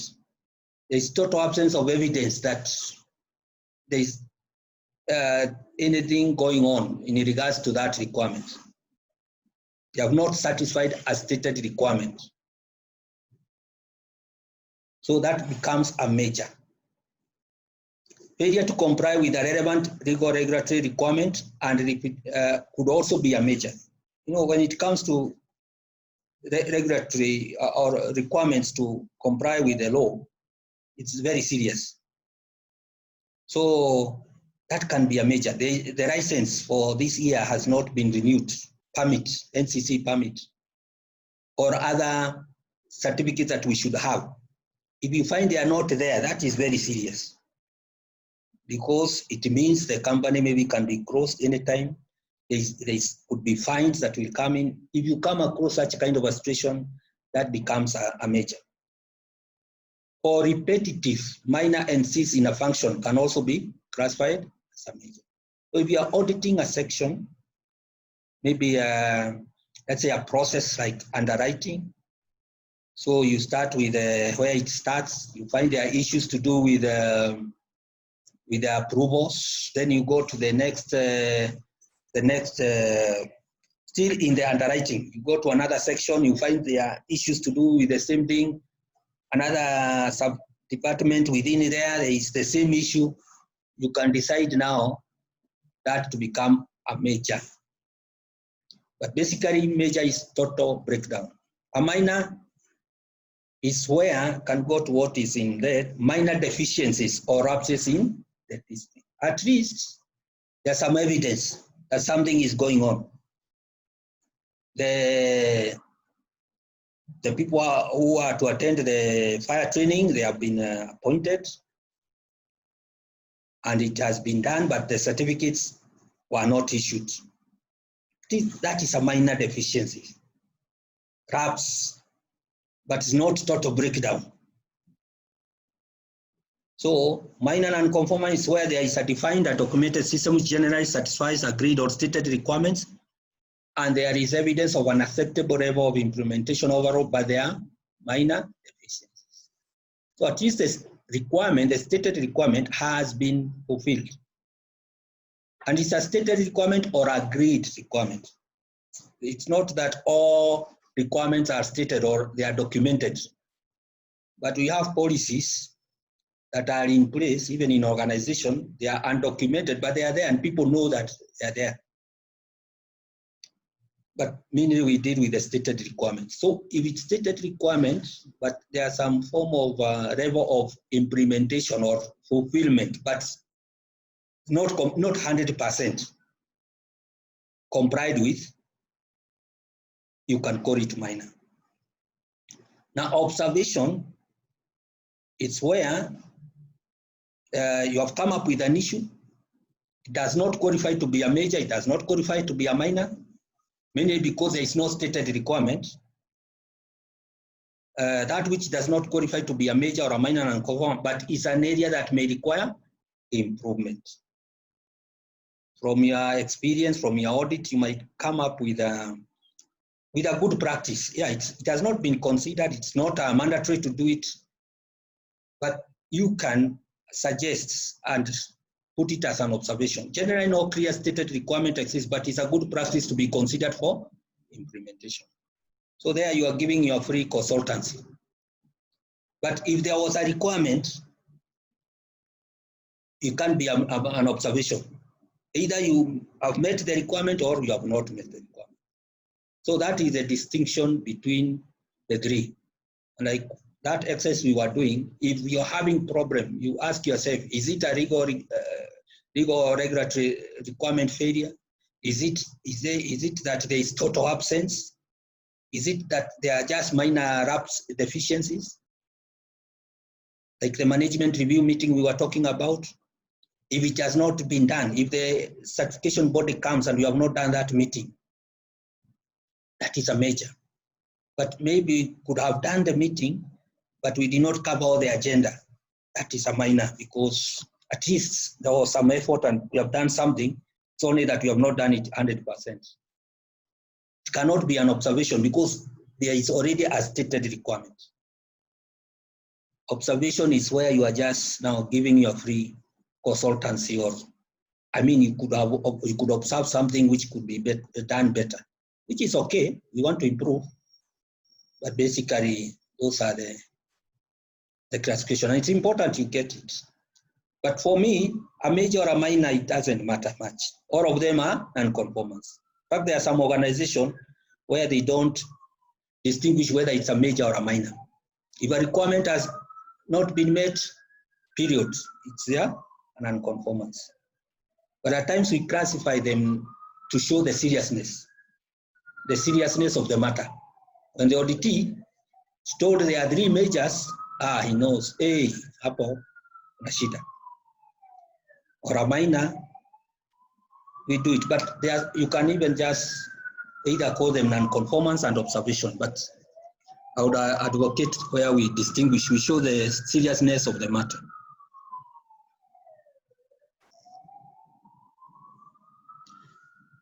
Preparing audit report. So at the end of the audit, you'll be required to prepare an audit report. Now, when most of us hear about report, you think of a 50-page, 100-page document. For this, yeah, we are calling it a report, but it could even be 1 page. And in fact, we don't expect so many pages. We don't have time to read all these things. We just bring issues to the point, list them, we know what you're talking about, and we move on. We have a lot of things to do. So we are not looking at a 50-page, 100-page report.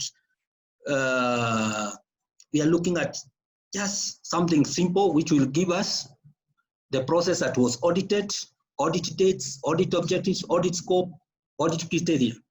And remember, all that had been defined in the audit plan. So you are just repeating what was in the audit plan.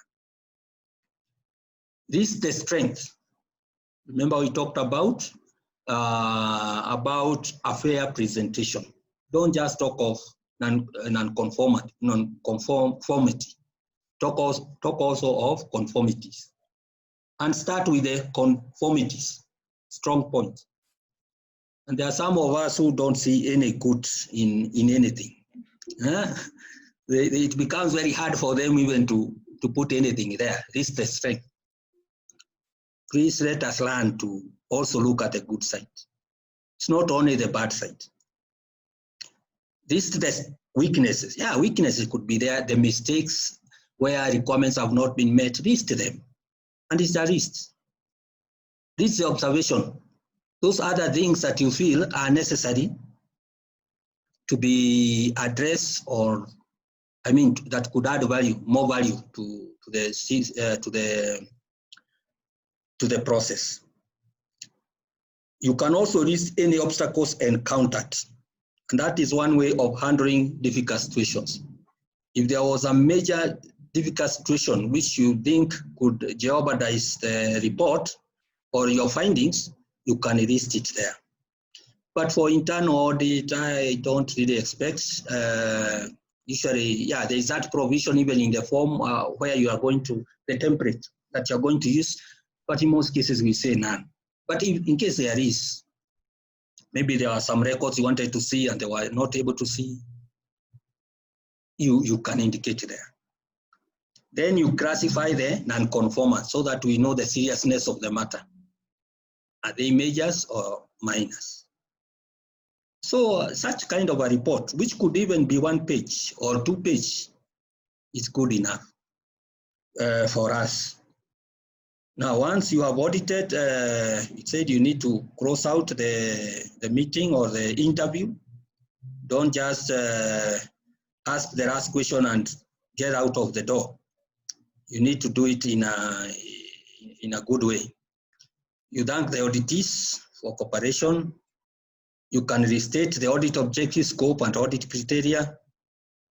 State that the findings are based on the representative sample. Remember, it was mentioned in the past meeting, but it's also important that they also know, yeah, whatever findings that I'll come up with is based on what I was able to see at that time. Then the audit report is provided, the contents. They state that confidentiality shall be maintained. Yeah, it's a good practice. Yeah, although we mentioned about it in the opening meeting, even at the end, yeah, I've come across some confidential information. Note that will remain here. They feel nice. Agree on follow-up where applicable. So there are these issues. Well, how do we go about them? Times you can agree with them. Times it will depend on the project manager. Later on, when the report goes there, that's when we'll know when to follow up. And thank the auditees for their cooperation, for their time. You end it in a good way. Now, there is for every major or minor non-conformity, you require to come up with a corrective action. Note that it's for major and minor. For observation, they can take it, they may not take it. That was your free advice. But where a requirement has not been met, we have to have a formal way of doing a corrective action. Which family resides with the current organization? If it was an external audit, the external auditors have come, we are the one to know how to address the issues, the root cause, the correction that we are going to do, the corrective action, and so forth. Internal audit, the process owner or the person you audited is responsible, not the auditor. That's where we usually have a problem here. You as an auditor, you are just going there to audit and to highlight the issue. It's not for you to find the root cause. It's not for you to find who is going to handle this, how the action will be taken. That is not your business. Your business ends at auditing and telling them the issue. Where necessary, a team is formed to determine the root cause, corrective action, correction and corrective action. Yeah, where necessary. So the process owner will decide, or the project manager may decide, hey, this issue, we need a team to go and look at the root cause. But some of the issues are very minor. What are the issues, the causes, what need to be done. Correction is immediate action. Corrective action is an action that will be taken to prevent recurrence. So, but that is a work of process owner. Now, for crossing out of non-conformities, there is corrective action. It can be done in many ways.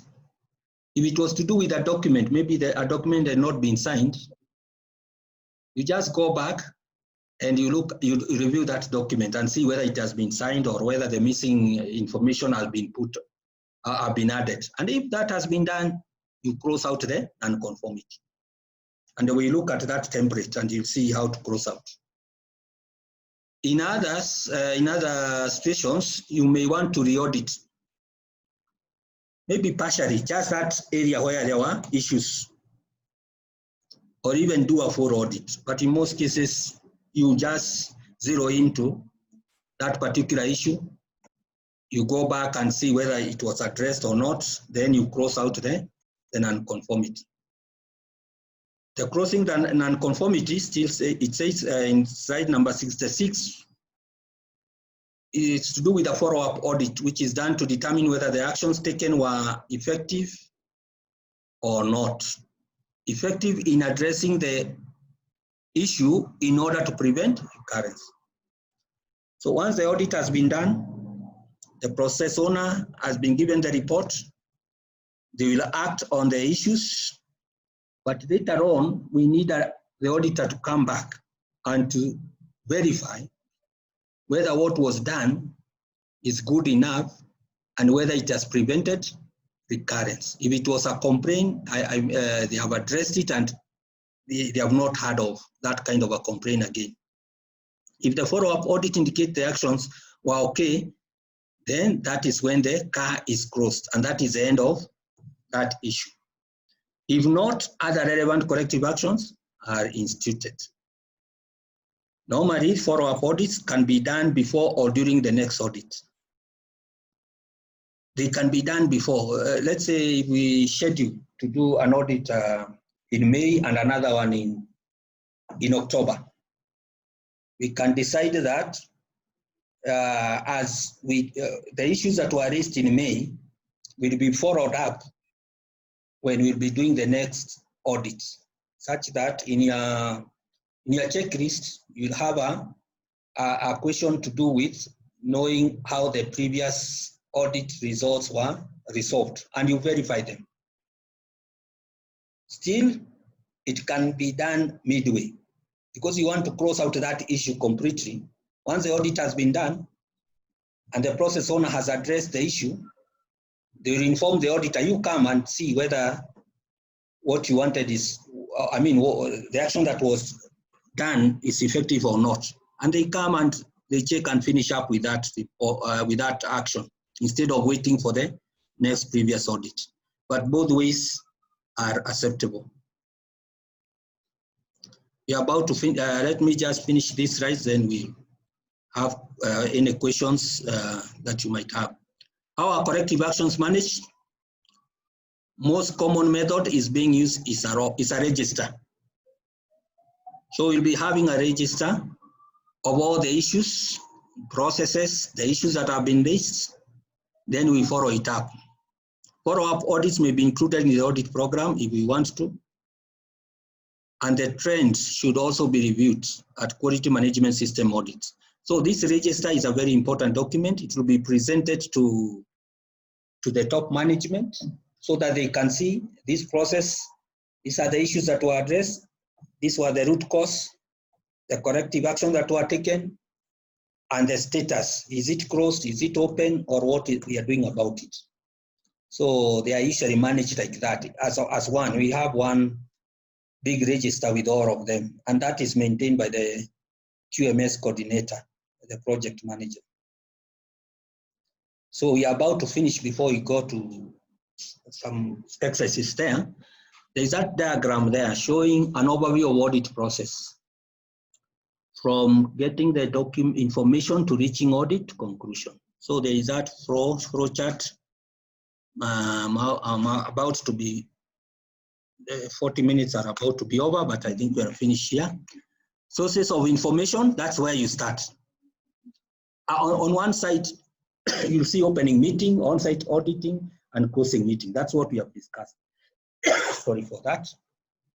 Sources of information, you do appropriate sampling, you verify, then evaluate against audit criteria, review for you to get to audit conclusion. What that diagram is trying to show is that let us not be tempted to move from sources of information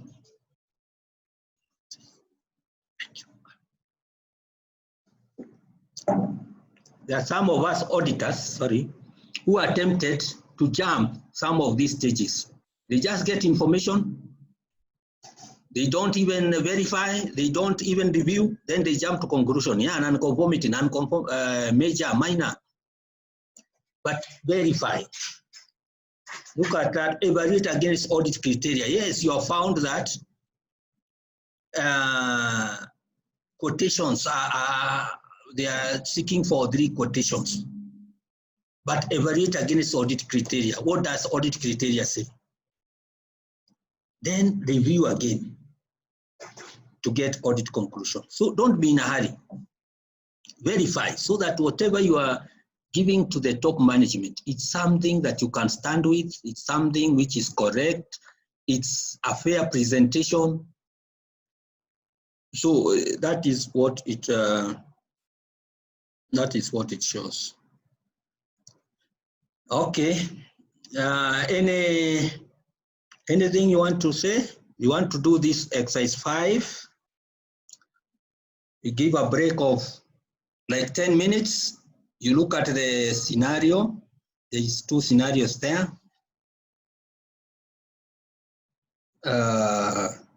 scenario 1 and scenario 2.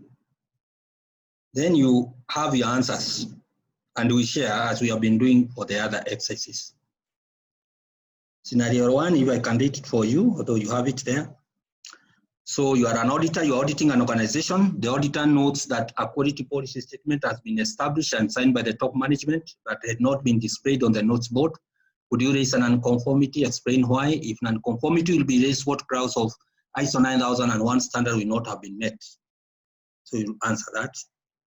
You're conducting an audit in the workshop area, even though we don't have a workshop here. That audit conducted in the workshop area revealed that 2 machine operators were not wearing protective clothing such as dust coat, head element and all that, since the protective clothing had not been availed by the supervisor. The auditor noted that the current risk register number that required that dust coats, head elements and goggles must be worn when servicing equipment. Would you raise a nonconformity? Explain why. If nonconformity will be raised, what grounds of ISO 9000 standard will not have been met? Now, I know you don't have the standard with you, but still you can go to the slides where we were discussing an overview of ISO 9000. And you can tell us now that is to do with operations, that is to do with the support, that is to try and tie it to somewhere in those overview. You can tell us, yeah, clause 5 or 4, basing yourselves with the slides that we did on the overview of ISO 9000. But later on, I believe Dennis is going to provide a copy of the standard for each and every one of you so that you are able to relate the two. Relate what you have seen and what the standard says. So is it okay? Can you do that exercise in 15 minutes? Then we share. We are doing very well on time. I think we just remain with a few slides. Then we look at the templates, examples of templates that the real documents, the real forms that we are going to use. We look at them, then we call it a day. But maybe that will be lunch time, after lunch. But for now, let's do this exercise. Then we complete on these other slides. Then slide 72, from slide 72, we can do it after lunch. Is it okay, everyone? Yes? Yeah, that's okay. Okay, 10 minutes, please, then we start sharing. Okay, so let's start getting feedback for scenario 1 or scenario 2. Can I give scenario 1 a shot? Yes, yes. I would consider this to be an observation. Okay. Because the underlying work has been done. It's only the display on the notice board that has not been done. Okay, okay. Thank you, thank you. Okay. So under the standard, yes, I think that would fall under 7.5. ISO 9000.7.5. Oh, the title is what for 7.5? Adequacy and adherence to documented information and control procedure. Okay. Thank Yes. you.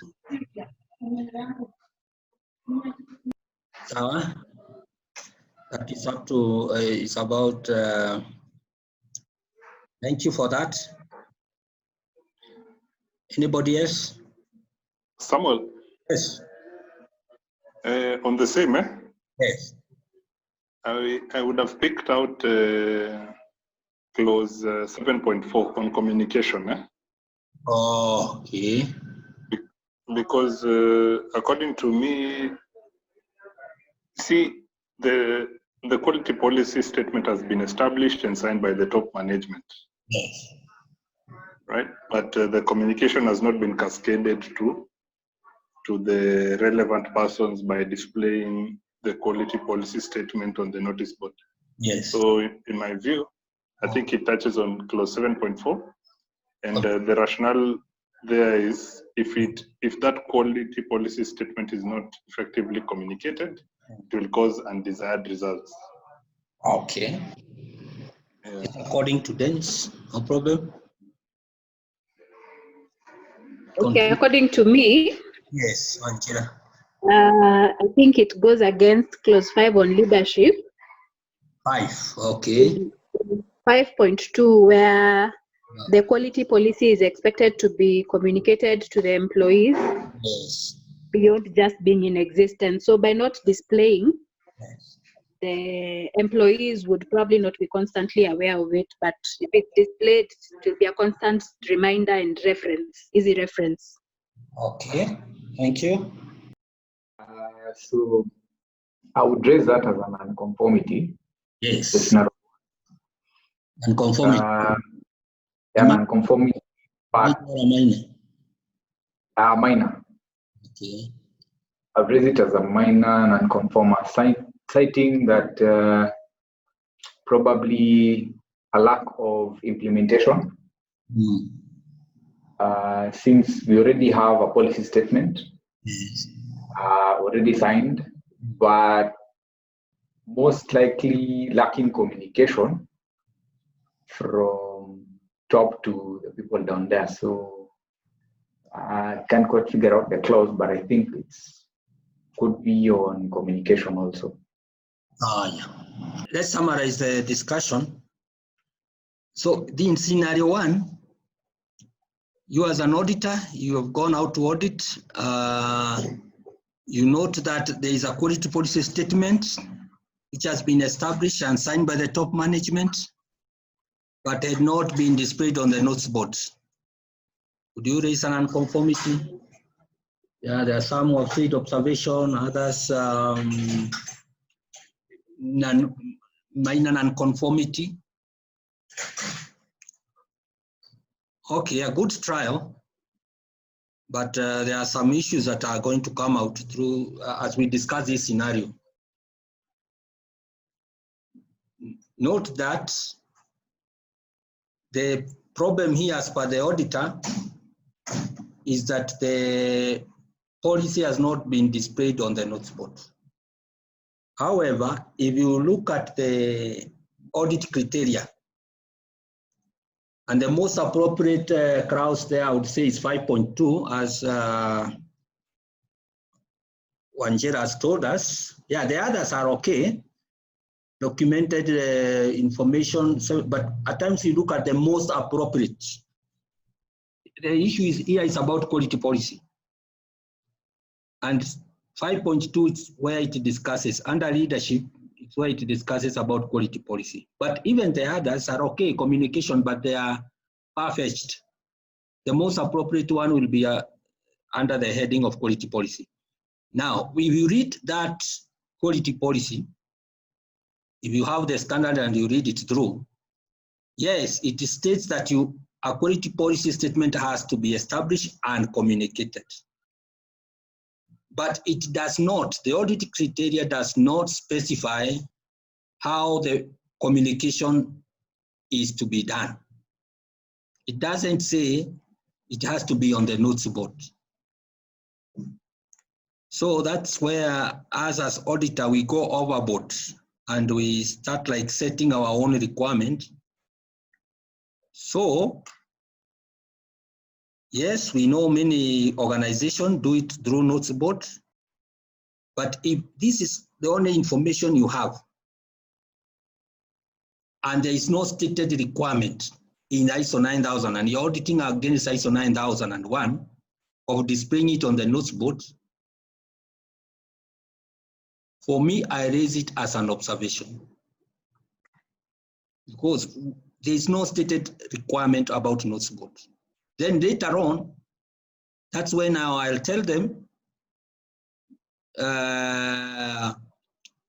it's advisable that you put it on the notes board so that every employee can have a look as they come, enter the office or get out, like some of you have shared there. But be very careful. If you are raising an unconformity, then have, on the other side, have the stated requirement. Quality policy is there, that's a stated requirement.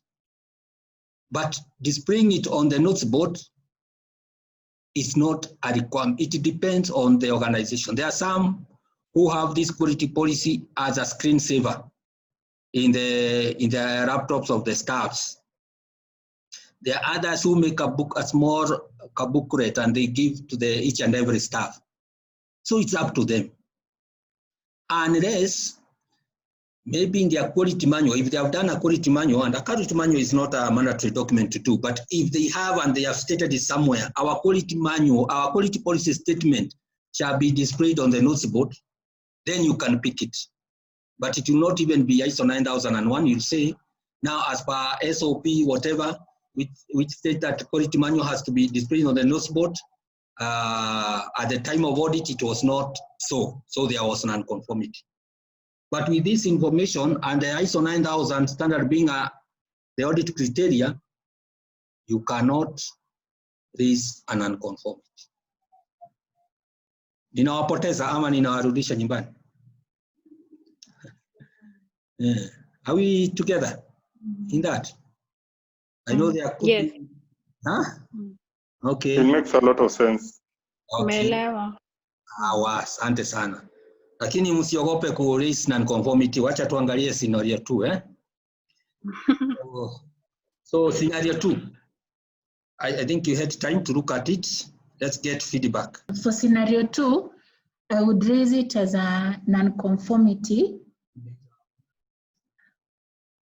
I would raise it as a non-conformity, a major non-conformity.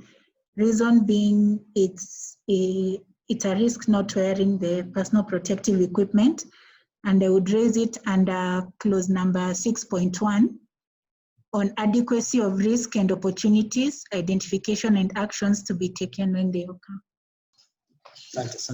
I also agree with Rahab. Same reasons given. Would raise an observation here? Angela, would you raise a observation here? Okay, for me, I was actually thinking of clause 7 on support. Okay. Under 7.1, where there's supposed to be adequacy of human resource people, blah, blah, blah, and infrastructure, and a conducive working environment. So, sawa. But as an unconformity, Yeah, as an unconformity. I'm happy that all of you are agreed it's non-conformity. Why? There is a stated requirement here. So if there is a stated requirement, it's there, you can read it, no two way. That is a non-conformance. And the stated requirement here is on this procedure, GLLR. So as you state your finding, in fact, you'll be specific and state as per this procedure, which require dust coats, elements, and goggles must be worn. At the time of audit, those people are not wearing. So that is okay. So we agreed there. Whether it's a major or a minor, that's another thing. Yeah, depending on the way you look at it, yeah, it could even be major because there is a stated requirement. Then another thing I would like you to look at, there is a section where they said, helmet and goggles, since the protective clothing had not been availed by the supervisor. Don't go by the excuses people give you. No, others will try to defend. Don't worry. In fact, we are planning to do an LPO about the same. It's only that the supervisor has not issued. You go by evidence, what you have seen. It is required and it's not there. So you report it like that. Let them now discuss other issues as they address the matter. So don't just, people will try to defend themselves. People will want to tell you reasons, but you don't have any objective evidence about what they are telling you. It could be even a lie. So you state as you see. If non-conformity will be raised, what grounds of standards will have not been met? I'm happy the way you are trying to realign or to be able to see where the clauses talks about those issues. There was one who talked about the risk. Yeah, that risk is not well addressed. Also 7.1, yeah, I agree with it. Support, there should be enough resources, infrastructure, agreed. So any can do. So for these exercises, where there is a stated requirement, You don't have to think about it. It's an unconformity, either major or a minor. But if it is quiet, the standard is quiet about how, don't create your own requirement. Just stick to what is said and write it down. So I think that's well shared, scenario 1 and scenario 2. I want to go ahead, unless any one of you have anything to add.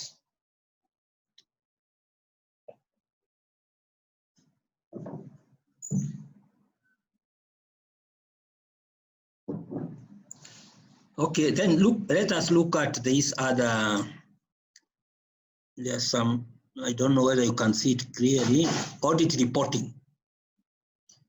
Now, once you have done an audit, you have come up with evidence, you are going to report on what you came up with. And as you report, in that corrective action form, which we'll go through maybe in the afternoon, there is a section where you are supposed to describe the problem. And there is a section where you are supposed to state the requirement. They go together. The problem and then what is the requirement. Just as we have done in that exercise, we are looking at, if it's an conformity, what requirement could have been contravened. Now there is a good and a bad way of reporting. Let's look at a good way of reporting, like this problem description, the scenario 1.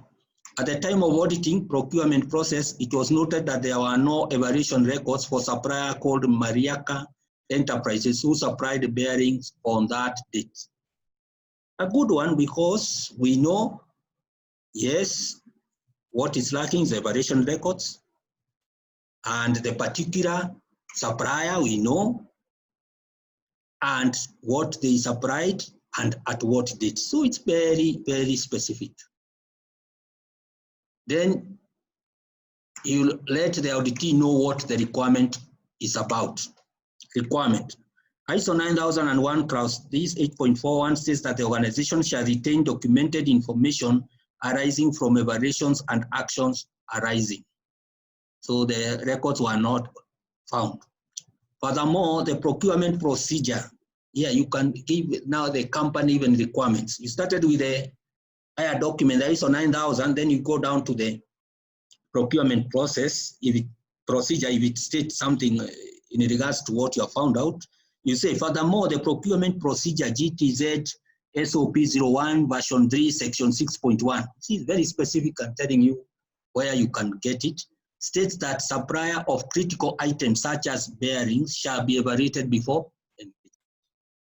So it's very clear for everybody, for the auditee, for the top management, for anybody who can want to review this report. That we can call that as one of the good reporting. Bad reporting is where some of us are very mean with words. Very mean. You just want to state 1 or 2 words and disappear. Like the same issue, the same scenario, but now this auditor, problem description, suppliers are engaged and yet they have not been evaluated. So it's a very general. Who are these suppliers? You are not stating. Requirement. Supply evaluation is important in an organization. Hey, yes, it's an important, but what does the criteria say? So you are so general, you are not specific. You are just giving your good practices which you think about. Tell us, be specific. And this is very important. As we start the audit, when you bring out the issues, please do like the good reporting. Be specific. I'm not saying where you need to do the 3 pages of describing the problem, but in 2 sentences, just describe it very well. Requirement, describe it. And external auditors are very good at this. And you'll see it. When they come to auditors, they are very good at reporting. Problem is well reported. Requirement well reported. So that was scenario 1. Let's look at scenario 2. Another problem, another auditor comes in and audits, and describes the problem as such. The effectiveness of action taken to address the risk of preventing late deliveries in the delivery process could not be demonstrated because 60% of deliveries in the month of October 2018 were not done on time. So this auditor could have been looking at the target of the process, whether it has been achieved, and he has stated what percentage, which month, and it's about delivery. Requirement. ISO 9000, so the person looks at the most appropriate requirement. ISO clause 6.1 says that an organization shall evaluate the effectiveness of action taken to address risk and opportunities. Delivery process risk register this, dated that time, dated that date, has determined late delivery as as one of the risks, and action as operations team to be informed of planned delivery 1 day in advance. However, the effectiveness of that action, now the problem. Yes, they have identified it. They have decided now we'll be telling the delivery team 1 day in advance so that they are prepared, but it's still not working. They are not meeting the target. So you raise it as an issue. Now, Auditor B, bad reporting.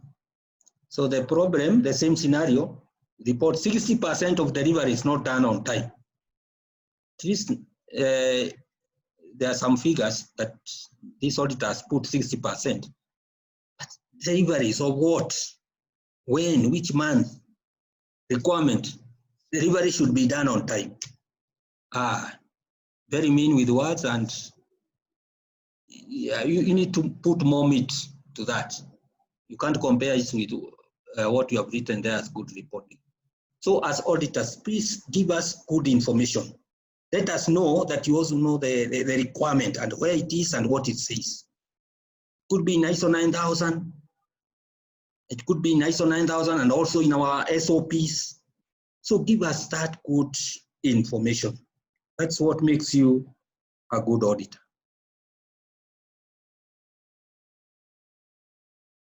We want to look at examples of the forms that we are going to use as we do the internal audit. So these are the kind of forms that we are going to use, but they will be customized to fit our operations and to fit, they'll be given numbers and those kind of issues, even to do with versions. But let's look at them the way they are. We'll go to handout number 1.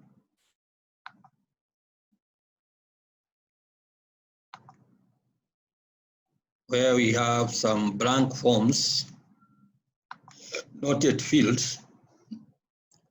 but these are what we have been talking about. Audit program. So the header will be customized, company name. Document title will remain the same. Document number will issue the number according to our numbering system here. Then we'll have, like for year 2020, on one side, the processes, we restore our processes as identified. Then we'll now spread those processes across the year, and we'll determine when to audit them. Yes, so that's just a blank form. We look at the one which has already been filled. Another template or form that we are going to use is the one to do an audit plan. So when the audit is due, the project manager will prepare this document with the audit dates. We'll give each audit a reference number. Maybe the first one for 2020, you can have 001 2020 stroke 2020. We do any other audit, goes 002 2020. Audit criteria will be defined for you, audit criteria, audit objectives. The methods usually are the same, they remain like that. Date, time, audit team, leader, and auditors. So they will be specified there. The process which will be auditing and the auditee. Let's look at the next form. Audit, internal audit generics checklist guidelines for auditing a process. So these are standard checklists which can be used to audit any process in an organization, but not customized. That's why we will have a provision where you can add your own questions. And the questions are listed there. Like most, we'll need you to know about adequacy of process description. Has it been defined, the input, output, and the relevant ISO cross number is provided there. So if you read the standard 4.4, it will give you more information on what is required or what you should expect as you answer that question. But basically is to see that the process has been described as in the input, output, activities done, the kind of work we are doing when we are doing the documentation. Adequacy of risk and opportunities identification, something to check on. Set quality objectives or target availability, monitoring and process performance. So we'll check on that and the relevant clauses are there. Adequacy of plans and programs on how to achieve the set objectives targets. Is it in place? Are they monitoring? Those kind of issues. Adequacy of quality policies, communication, adequacy of communication of staffs, process planning, control of non-conforming output, adequacy of control of documented information, monitoring resources, if any, but there it will be if applicable. In most cases, it will not be applicable for us. Adequacy of control of changes of the process, consider any recent change. There is an important question, number 12, pick any past work done and check adequacy of how it was performed. It's an important thing to, after asking all those questions, maybe you can pick on one service that has been provided and you walk through and see whether it's conforming to the expected requirements. Adequacy in addressing past audit and conformity. This is a question that brings out the follow-up of the previous audit. So for us, it will be not applicable because it's a first internal audit. But in future, we'll be looking at the past audits, non-conformity, and whether they have been addressed. Need to check about effectiveness of action taken to address risk and opportunities. Are they working? We also need to check on non-conformity and corrective action. So if there is any non-conformity, maybe the service did not come out as expected, how was it handled? It could be a complaint, how was it handled? If you look at the column to do with relevant ISO clause, you will realize that all the clauses of the standard have been covered, such that if you subject a process to those questions, at the end, you can say it conforms or it does not conform with the ISO 9000. But we have tried to include the main kind of issues that you need to check. There is a note there. This is a generic guidance checklist, can be used to audit any process, but more specific questions need to be added, guided by the relevant clause of the standard when auditing specific areas. Like when you're auditing top management, there are more questions that you can come up with looking at clause 4 and clause 5. So you couldn't put it in the generic one because it only apply, those are the requirements applies only for top management. So as you design your checklist, you add those questions. Procurement, clause 8.4, we need you to add more questions. Design, maybe in the marketing where they're designing new products or business development, you can add. MR should be QMC, Quality Management Coordinator. When you're auditing that function, there are specific questions you can get from those clauses. Sales and marketing, can add HR. There are specific requirements in the standard to do with HR, so you can add on 7.3. New changes, you're auditing new changes. you can also go and add more. A blank audit checklist will look something like that. It has not been filled. But in there, you look at the finding results. For conformity, you'll indicate a C at that column. For major nonconformity, indicate MA. Minor nonconformity, MI. Zero, O, not zero, observation. If it's not applicable, NA. So that is a key. So against each answer, you will show whether it was a conformity or nonconformity. Normally, when you are asking questions and interviewing, sometimes it's not easy to determine whether it's a major, minor, or whatever, or to classify. But when you take notes and you fill in the checklist, later on when you sit in your office, you can go on indicating, yeah, this is a C, and you support it, remarks to support the findings. Don't just put a MA or a MI or a C and you leave out that column of remarks to support it. And we'll see examples to do with that. There is another important form that you are going to use. This is the internal audit summary report. Let me be sure that we have not jumped in here.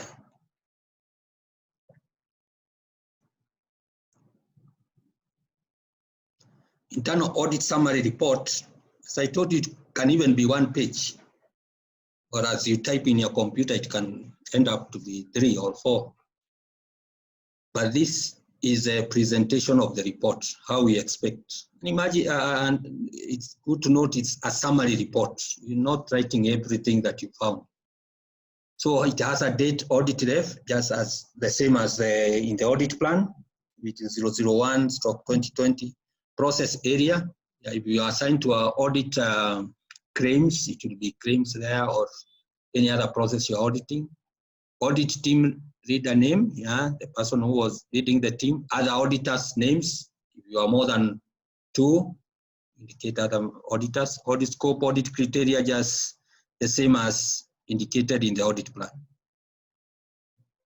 So in there you can state as per the audit plan, if you attach it to the report, or you restate what the scope and criteria and all that is all about. You start with strength, so you list bullet points. Just give bullet points there. Non-conformance, and you classify whether major or minor. So you say major, if you write 1, number 1 was to do with this. Number 2, or if there were no majors, indicate none. Minors, if they were there, you number them, so that we know how many have come out. Observation, if you have any observation, and remember the way we defined an observation, you indicate there. If you came across any obstacle, encounter that you want to highlight that may affect your finding and your report, yeah, you can put it there. Then conclusion. So in addition to the objectives of the audit, what is your conclusion? You'll see an example of that. Then the audit team leader will need to sign. Corrective action, it's for every major or minor nonconformity. We'll have to address it in a formal way. Observation, you do not go to the corrective action. Remember, our observation is just maybe a good practice you're recommending. So they may take it, they may not take it. But for nonconformities, we have to address them in a formal way using this form. So there's section 1 there. You provide the date, audit team leader, other auditors, process area, KRF number. Now you give reference number for all the corrective action that will arise. But that is the work of the QMC, Quality Management Coordinator. The project manager will be the one to assign the number. You'll fill the rest of the you fill the sections which are relevant to you. Then they will later on you'll assign numbers, maybe from 1 to whatever number of nonconformity will arise. So section 2 is where you describe the problem or the non-conformance. Remember the exercise we did. As you classify, yeah, is it a major you tick or major you tick or minor, depending on whether it's a major or minor. And you can't tick both. It can't be major and minor. So you describe and be very specific. Section 3, you provide what is the requirement. So that's where, as per the exercise we did, you say ISO cross this, SOP manual number this, state this, or the other, you provide. Now, as an auditor, your work ends there, section 3. The rest will be filled by other people. So what you'll give to the quality management representative is section 1, section 2, and section 3 fields. Section 4 will be filled by the process owner or the auditee. So if it is claims, the claims manager and their team, they are the one to fill number 4. They will tell us target closure date. Yeah, they have understood the problem, so they'll give a date when they are targeting to address that issue. Maybe a week, 2 weeks. Actual completion date, they will provide after they have done the corrective action. We'll want to know when it was done, and we measure even whether they met the target closure completion dates. They are the ones to fill. Process owner will sign in agreement to this non-conformance. Yeah, it was there. It was a major, and there is that requirement, and he or she will sign. It should be QMC. There before we used to call them management representative, but nowadays we call them quality management coordinator, who is a project manager, will also sign there to show that, yeah, he is in agreement with what has been stated above. Section 5 is to be filled by the process owners. So they'll tell us what did they do, correction. Now that the issue was highlighted, that some files had been damaged. So what did they do? Maybe they segregated good and bad ones. Then they regenerated the missing pages or the ones which had been destroyed. That could be the correction. But in addition to that, we want them to tell us what is the root cause. And they could be one or more, but they look at the main root cause. It could be that there is no pest control provider who has been engaged. Then corrective actions, so that we arrest that issue forever, not to recur again. Maybe they can talk of engaging a pest control provider and doing inspection monthly, that kind of things. Follow-up comments will be done by the lead auditor, the team leader, who will, after all these things have been addressed, will be called upon to verify. Then there will be comments that will be written there and signed by the team leader and the QMC. And then the non-conformance closure completion date will be provided. After the follow-up comments have been stated and they are positive that things were done in the right way. However, if things have not been done the right way, there is still issues, it will not be closed, but they'll need to look for other appropriate corrective actions. Corrective action log, a register, so this will be maintained by the quality management coordinator. So KRF numbers, so you start with the way he has numbered them from maybe 001 or 01, 02, date issued, originator, process owner, and this will just be a copy and paste of the corrective action, but it will be brought in one page. So process owner, non-conformity description, correction, corrective action, target completion dates, action status. So it will be summarized there. Action status will be showing whether the issue has been addressed or not. These are the documents that will be discussed in the management review, showing the non-conformities and how we have been addressing them. I think that is the last form. But let's look at the ones which have already been filled so that you can get it more clear.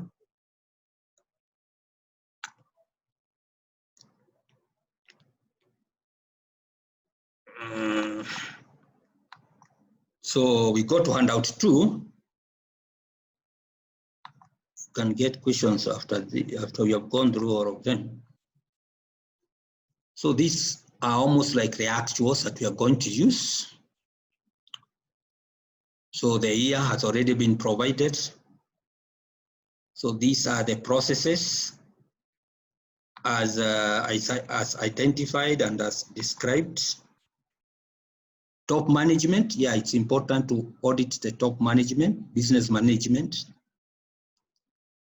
So this is somehow customized to fit your processes, but we need to look at it. Maybe you have missed any. Business development, human resource, IT, actuary, risk management, internal audit, QMC function is a function of the project manager. It also needs to be audited. Any new changes? So for this, decided like for the first internal audit, it's important we audit everything because this is the first. But thereafter, we can concentrate on core processes, like you see there, September. So we'll come up with this, but it can't be March because March is already gone. So we'll see which month, maybe June. I believe we'll do our audit in June. By the end of June, we should be ready for external auditor. We can do our internal audit on June, then do the management review and invite the external auditor. Maybe by the end of June, we should have done that. Let's go on. An audit plan, it's already filled. So there are dates, you see like the dates are there, the reference are there, the scope, audit criteria, so you said like ISO 9001 standard, documented information and company-owned requirements. Objectives to determine whether the quality management system conforms to ISO 9000 requirements and company-owned requirements, and that it's effectively implemented and maintained. So at the end of the audit, you should be able to tell us whether that has been fulfilled or not. Audit methods, just the same. So the plan, we look at something like that date, the timing. ATL is the audit team leader, the other one is the audit. Like here, they have been sent two auditors. Business development, auditing. Yeah, at times it's good to indicate the process title instead of the names of the people there. But whichever way it can work. Business development manager will be the main auditee, underwriting manager, or that. Finance, chief finance officer, QMC, quality management coordinator, the project manager, the auditor. So an audit plan like that. It will be made and circulated to all the auditors and the auditee so that they know. So generic, which we went through, but it has provision for you to add more questions depending on which area you're auditing to customize it. However, the main other section of the standard have been covered. That is what we were discussing yesterday. When you did for procurement, it's like you concentrated mostly on what you can add in a procurement process, 15. But these other parts that are there were not well captured. So it's important that they are captured, all of them are captured before you add your own other questions? Yes, there is this example of a field internal audit checklist. It's for human resource. So adequacy of process description. So it's just a point written there. It's what you are going to check. And after checking or after asking questions to do with that, you do a remark to support your findings. Like for this example, HR process has been described, including the inputs, output, etc. Reference number this of that document, revision 0. Good one. It supports and states is C. It has been done, it's complying. Adequacy of risk and opportunities identification. For this example, the remarks is risk and opportunities have been identified and actions provided. 2 opportunities have been identified in the process, ref number that, and you're happy about that is conforming.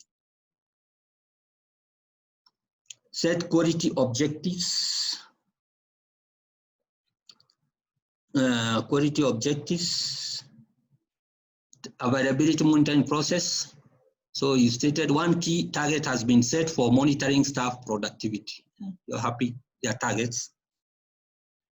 Adequacy of plans, programs on how to achieve the set targets. Strategic plan, HR strategy and actions program, Reverend, this is in place. You're happy you went on. Adequacy of quality policy communication.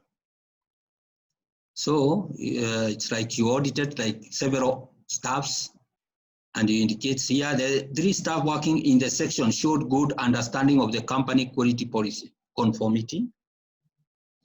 Adequacy of communication of staff's roles, responsibility, and authorities. What you came up with, job description and updated organization chart are in place. You are happy, C.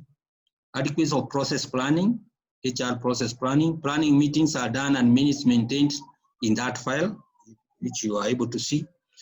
Adequacy of control of non-conforming output. So you have to think and imagine what kind of non-conformity could arise in a HR process. Maybe disciplinary cases. And you mentioned there, disciplinary handling procedures in place and maintained. Happy? Adequacy of control of documented information. You have to check the documents that are there. Are they well controlled? Do they have the numbering? Okay. Numbering the file, are they well labeled? So you said documents, records, and file are well labeled. I see. Adequacy of control of changes of the process, considering the recent change. So you ask about it. Then you are told there is a comment there, substantial number of employees were made redundant in the month of that. I hope it will not happen here.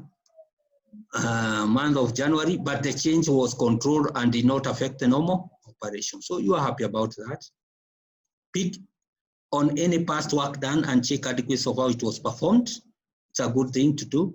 So the comment here is retirement of staff payroll number. This was checked and found satisfactory. So you picked on that file, that person, you found, or maybe all the necessary stages were followed. It was a C. Adequacy in addressing past audit non-conformities. All the risks have been addressed and closed out. So imagining there was an audit which had been done before and things were addressed. You're happy about that. But here comes minor non-conformity. And you are looking at effectiveness of action taken to address risk and opportunities. You stated the HRSOP manual reference that, revision that risk register has identified robbery as one of the risks that can occur inside the factory or this factory, but it was noted 3 incidences of robbery occurred in the last 2 months and the robbers have not been identified or stolen items recovered. Therefore, the effectiveness of action taken could not be demonstrated. So you felt the requirement. There is a deficiency. Indicated MI, minor. Non-conformity and corrective actions. the remark, there were no pending corrective actions and the previous corrective action taken has led to the improvement of the process, e.g. introduction of an induction program. So you're happy about that. Personnel competence, determination and monitoring. Competence of personnel are provided in their personal files and is monitored through annual staff appraisal among other ways. So you're happy. Number 6 was an addition to the generic checklist. Then audit team leader signed.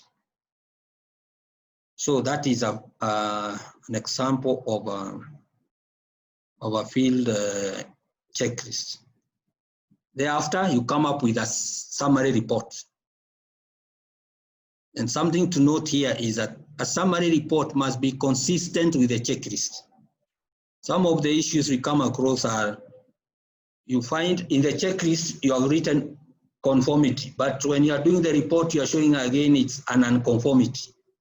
So there is that confusion. It should go together. It should be in line with the, sorry.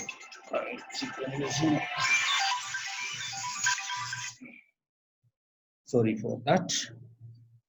So the strength, and this strength, you borrow them from the checklist. 3 staff working in the section showed good understanding of company quality policy. Substantial number of employees, 20, were made redundant in the month of January, but the change was controlled and did not affect the normal condition. You pick on a few good things that you came across, and it's consistent with the checklist. Let's not have other stories that were not even mentioned elsewhere. Non-conformance. Major, there was none, so indicate none.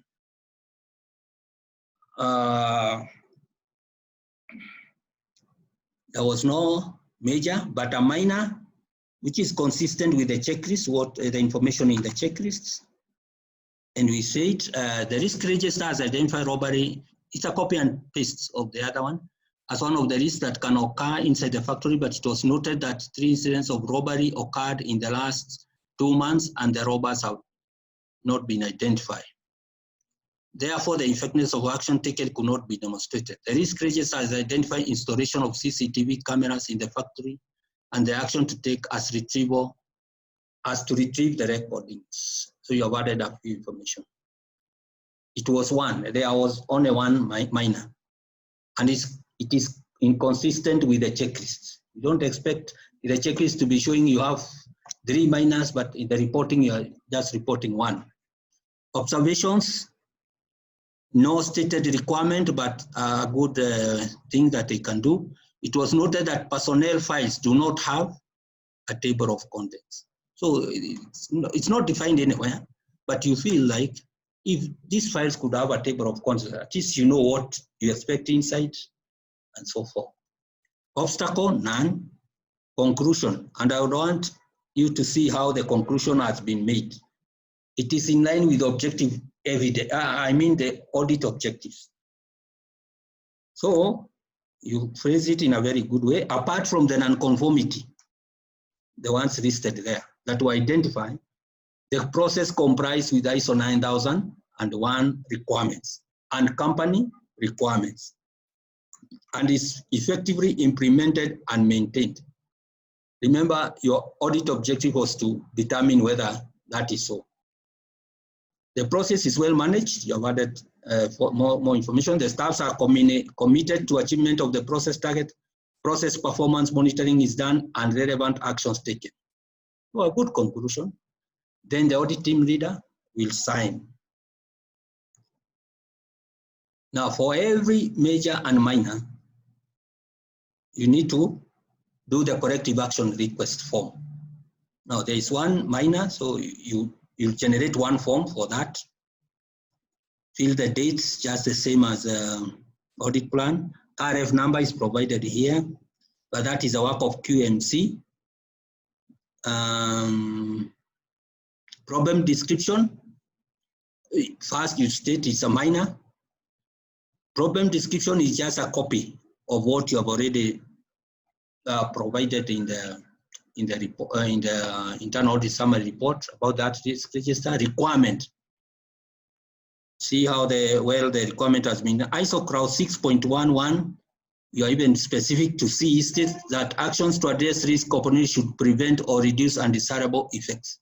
The HRM manual that this register section has identified installation of CCTV camera as a control measure and action to be taken if the risk occurred during retrieval of the past recordings. So that is the requirement, and that is what you found. Section 4, that is HRM to do that. So they committed themselves to address the issue by 16th. However, they completed it earlier, and that is good. 13th, the process owner signed, so that there will be a signed signature was provided. QMC also approved. Then they provide the correction and corrective actions. Correction for this investigation of CCTV camera and retrieval recordings. So after the issue was raised, what they did is to investigate the CCTV camera and retrieve. Root cause, what did they later determine as the root cause? It was noted that the CCTV cameras that have been availed were faulty and not well positioned. That's why they could not capture the robbers, the thieves. So corrective actions to replace, so that it does not reoccur again, to replace the CCTV cameras and repositioning of CCTV cameras in all the factory section to ensure that all key areas are covered. So later on, a follow-up was done at a later date. Let's see what was found out. So the auditor found out that the repositioning has been done and new advanced cameras have been purchased and installed at critical areas. A recent attempted robbery incident records were retrieved and the suspect caught in the camera. So it's working. Script number that. Audit team leader, signs are there, QMC, signs, non-conformance, closure date is closed at 13th, and it ends there. However, it will be entered into this register to be reported to the top management, KRF, just the same as the internal audits, date issued, originator, process owner, non-conformity description, just the same way it has been written, correction, corrective action, the same way, target completion date was that. The action status by the time this register was done was closed. And that is good because the issue have been addressed. So we are now in handout 4. These are specific function to audit QMS coordinator function for the project manager. So those are the questions that you need to ask for that particular function have been provided, but you can still add your own down there. And this is a very important checklist. If IAA as an organization want to know whether we are ready for the external audit, we should be able to score yes, yes, or conformance to all these questions. It's a good one also for preparing ourselves to know that we are ready for the external audit. But at the same time, we'll be using it to audit the quality management system coordinator. The first one is to do with adequacy of determination of organization and its context, internal and external issues, and a system for updating them. Remember that is in clause number 4. So when you're auditing these other processes like underwriting, so forth, you not ask about organizational context. But this top management representative, the QMC, is a person to tell us. Have they defined it? Where? And what are the internal issues, external issues? So you ask about that. That is why it has been brought to this checklist, not in the other checklist. Adequacy in understanding, determining the needs and expectation of interested parties. So that list of interested party we were talking about, it should be in a position to show you and their needs and their expectation. And you determine whether there is a conformancy or non-conformancy. Adequacy of process identification and description. And this now entails all the processes, the organizational processes. Have they been defined? Have they been described? And is it adequate? Adequacy of risk and opportunity identification and action to be taken when they occur. Have they been determined? Risk registers. And it's for the whole organization. Quality policy establishment and effectiveness of communication channels. So you'll ask that, and he should be in a position to tell you, yeah, this is the statement, and this is how it's communicated. And you can go on to confirm, verify whether, yes, whether it has been communicated the way they have decided. Availability and adequacy of company strategic plan, is it there? Availability and adequacy of process quality objectives targets, are targets for each process defined? You should be able to. Yeah, at the process level, as you audit, you'll also ask that.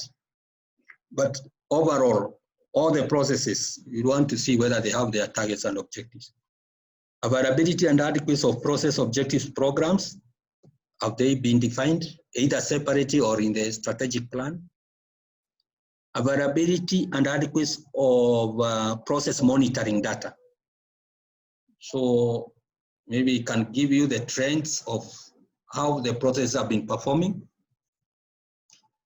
or it can refer you even to the process owner. They have the data with them, but at least it should be in a position to answer. Any ongoing or past changes in the QMS work area and how have been managed? If there be any, you'll ask and you'll be told. Identification and adequacy in control of outsourced processes, product and services. So you want to know what outsourced processes are within our organization and how they have been controlled. Maybe you'll have all the answers, or he can send you even to procurement if they are the ones who do the evaluations and they have all that information. Managing of documented information, labeling of documents, identification, control of changes in case they occur, version 1, version 2, and you can randomly pick of any and check conformity. And the relevant ISO cross is 7.5. Adequacy and adherence to documented information control procedures. So there are several documented procedures in the docket of QMC, like internal audit procedure, control of documents procedure. They're in the quality manual, which has been done. So you can pick on one and see whether it's being followed. Adequacy and analysis of customer satisfaction. He needs to know about that. Even if there could be a particular department or process doing it, let's say marketing, but being the overall project manager needs to give you information about that. Adequacy of internal audit reports, the reports that we'll do, will also be audited. We look at previous internal audits concern addressed satisfactory, you want to know. Determination of effectiveness of action taken and closure of risk and conformity, were they closed out? You need to say, because he's a custodian of that process and of the whole quality management system. Adequacy of management review meeting minutes. So you look at that meeting, has it been done? Is it covering all the agenda as per 9.3 of the standard? Are the action plan in place and followed up? So if you are assigned to audit the QMC, this is a checklist to use, not the previous checklist that we had given you. This is specifically for QMC. And if you are to audit the top management, if you are to audit the top management, there is a short checklist to use. Yeah, you can we'll audit the top management. Maybe the PO or any other person will be selected. Now, for you to do this well, you need to familiarize yourself with the language of the top management, with the board, because there are some of the issues here we'll ask, and you need to be also familiar about them. Like, what is the current strategic direction, corporate strategic goals and objectives of the company? So you want to know the current strategic direction, corporate strategic goals and objectives. That can be answered by the top. If you ask this to maybe a process owner down there, they may not have that information. And the relevant clause, if you want to get more information, is 6. How was the corporate objective being cascaded to the functional level? You want to know, and it's a good practice. You don't have them just at the top. How have they been cascaded to downwards? And 6.2 talks about that. How the planning is done through budget or other ways to ensure that the company processes have adequate resources. So they give you a story and what they do. In what ways can the top management demonstrate its commitment and leadership with respect to the quality management system of the company? Remember, it's a requirement in 5. They need to demonstrate that. So they can tell you, yeah, we have done this, we have even budgeted, we attend meetings, we do management review, whatever they'll tell you. How is the company committed to being customer focused? Yeah, they can talk a lot. This could be even go up to website. We have a website, we have various communication channels and all that. Measures in place to ensure that quality policy, vision, mission, value statements are understood, communicated, and applied throughout the organization. They should be in a position to know how are they doing about them. How the company process performance is monitored by how do they monitor that the processes are performing? How are new changes in the organization planned so as to ensure continuity of business and the quality management system without interruption? And you can pick on one recent major change that has happened. What are the current challenges of the company and what are the plans to overcome them? Yeah, they'll have an answer. They know how to do it, and just let them know they need they know the plan, the challenges and how to overcome them. What are future plans for company expansion and growth? Yeah, can ask because it's about improvement. The standard number 10. So depending on what the answers you give, there could be conformity, non-conformity. But for auditing top management, use this. You can't use QMC checklist, you use that. So we are trying as much as possible to guide you so that you do it in the right way. But this is not a must that you have to use these kind of questions, but from experience, we find they'll help you to generate relevant report. And in addition to that, if you want to add your own there, no problem. But basically, that is the last handout to help you appreciate what kind of things that you'll be doing and the checklist that you'll be applying as you audit. So basically that brings us to the end of the contents of the course. From yesterday, the stages that we went through of post audit to reporting and to the checklist. And the work now is up to you to apply the knowledge learned. You do value-adding audits in our organization. So feedback here, I've talked a lot. That marks indeed the end. But let's have reaction if there is anything you want clarified before we discuss on the way forward. Thank you, Samuel. Yes, thank you. Thank you for the training that you've taken us through. If the audit is targeted towards management of the company, yes, then you're saying this checklist in handout 5 would be a good checklist to use. Yes, yes. So in terms of going out to obtain audit evidence, yes, one can field questions in line with this checklist and any other questions that one is able to add. And then you don't just stop at asking questions.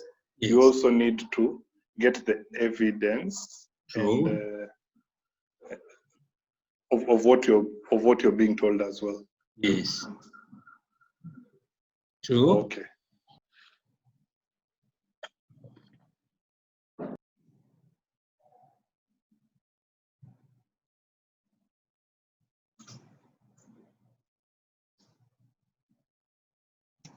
Did we lose Wanjira on the way, or she's still with us?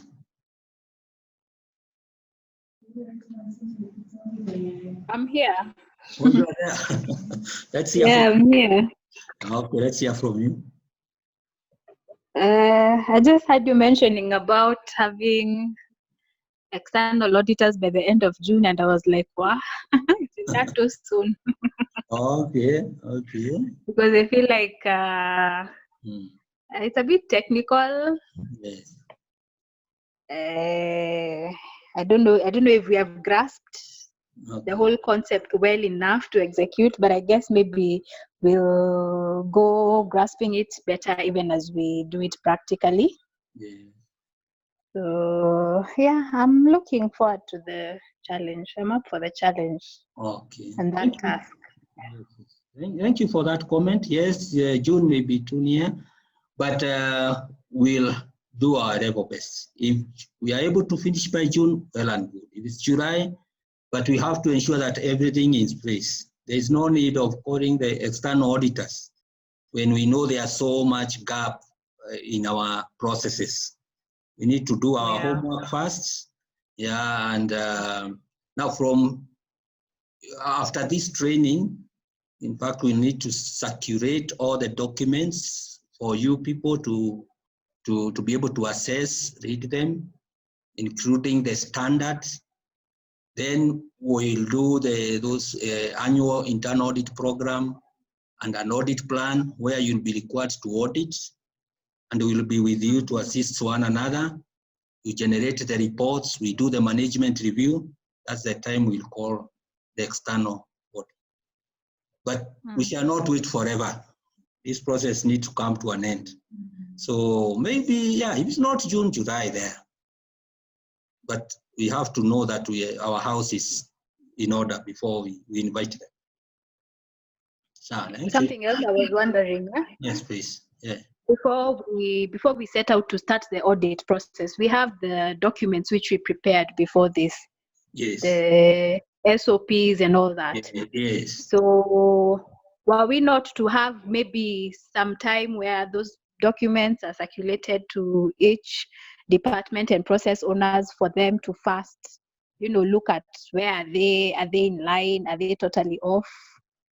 Yeah, good one. Yeah. The audit happens. Yes, it's expected, and that is our next job.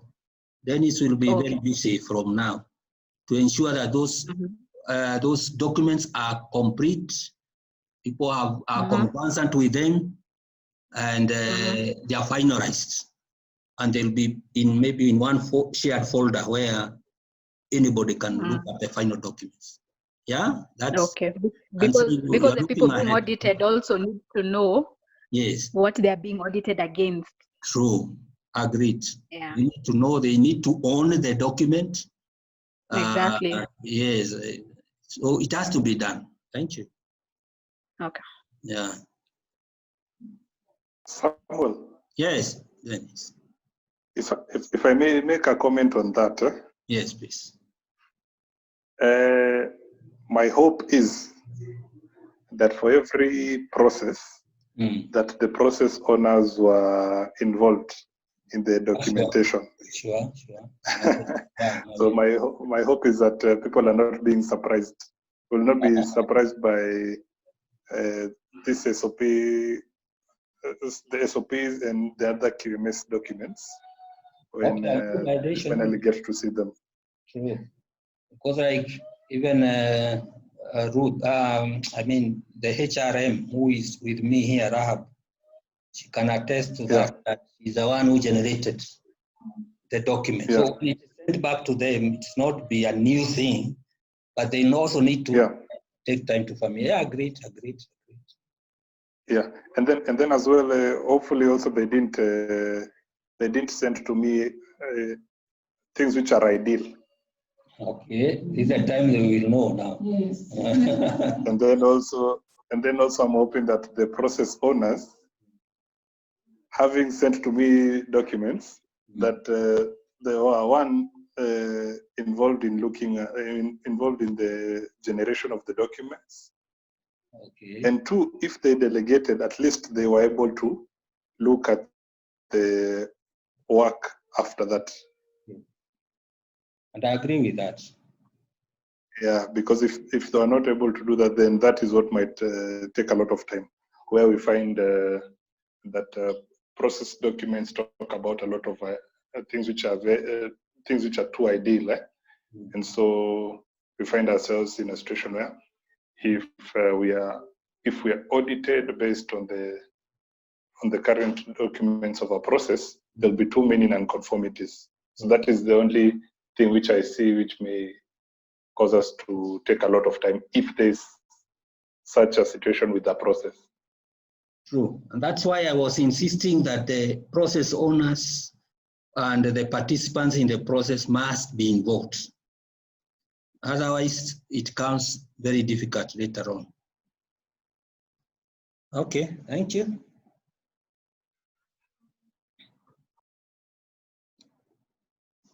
So it's not science, it's not rocket science here. We'll be able to make it.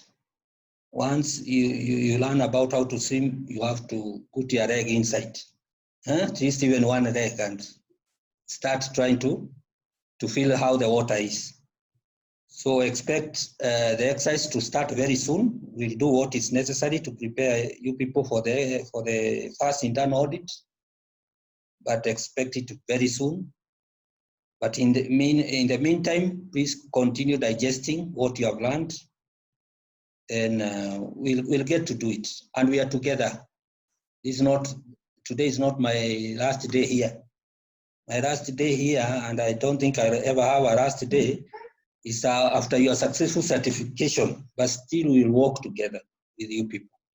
So I'm always there to help and assist where necessary.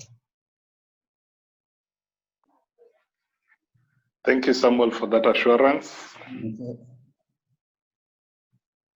Yeah, we will work together. Welcome. So, is there any other? Before, then he said another announcement he wanted to make in regards to the exams. You know, the next thing to follow is exam. But we had discussed with him a bit, and he told me do an announcement or something to do in that relation, to do with the exams. So if there is no more about the course content, we can hear from Dennis, and he has something he wants to share. Okay, Mr. Samuel. Yes, please.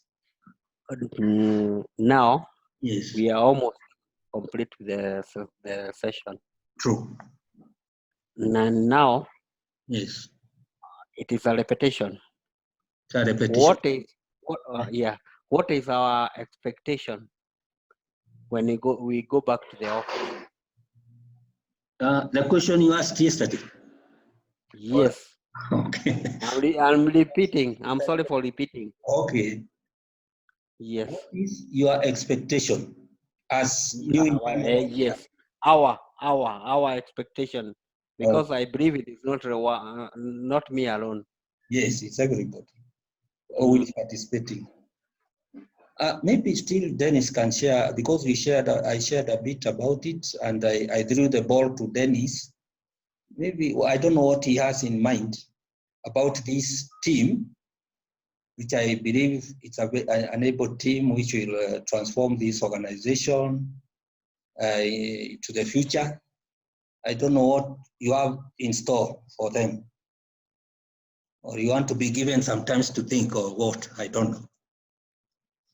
Maybe you can just. I think I would ask Nicholas to clarify what exactly means what next. You know, I might give an irrelevant answer, and Okay. I don't want to give an irrelevant answer. Please clarify. Okay. My question was, you see now, like now, Dennis, you're an actuary, Anne Crims, Mutedia underwriting and marketing, Miriam underwriting, me I own IT. Yeah. What am I coming up to the immediate action after we go back to the office? Am I clear? In terms of, are you asking if your role changes? Okay. In terms, not the roles, in terms of auditing. Like, what is the next action now that you've been trained to be an auditor? Okay. I think that question is much more clear now. Now, the next step, as Samuel had alluded to, Samuel and I will sit down. And then, first of all, there are the documents which had been drafted by all processes. So right from business development, claims, underwriting, so as the core processes and all the supporting processes. So there are all those documents which have been drafted, and we received the final drafts. So now it's now for me and him to go back to those documents and ensure that those documents, if there's any small thing which is pending, that those documents, that those matters are sorted out. So additionally, him and I will now start the process of indexing these documents. These documents can no longer be in an indexed form where anybody can be having any version and you're not sure if it is the latest version. So that kind of work. Also, Samuel and I, we are going to start the process of drafting the audit program for you as internal auditors. And then once so this audit program is what will be used to do the actual auditing once we start doing the actual auditing ourselves. And then, of course, any of these processes will be consultative with yourselves, because we will want to create a program which also looks at your availability as internal auditors and all that. And then as well, what us guys are going to do right now is to get the ball rolling in terms of coordinating how we will get an external auditor ready to do the external quality audit on Intra-Africa when we are done and ready after our internal audit. So there are all those things which are going to happen. So in the meantime, for us as trained internal auditors, what is the next step for us? Immediate next step. So one, and this is now linked to the announcement on the exam. As we know, as internal auditors, we will need to prove that we are competent. And proof of competence would be a certificate. But before someone issues you with a certificate, you have to be assessed and all that. So there will be an exam. The only change is that the exam will not be today. The exam will be likely early next week. So early next week, that will ensure that you guys will have gotten a chance to review the course material again. And that will include the videos which we've been recording, which I will share links with you. So you go through the material again if you want to, or your notes if you've been taking notes, assuming you've been taking notes, and you'll be ready for an exam. So once you're certified,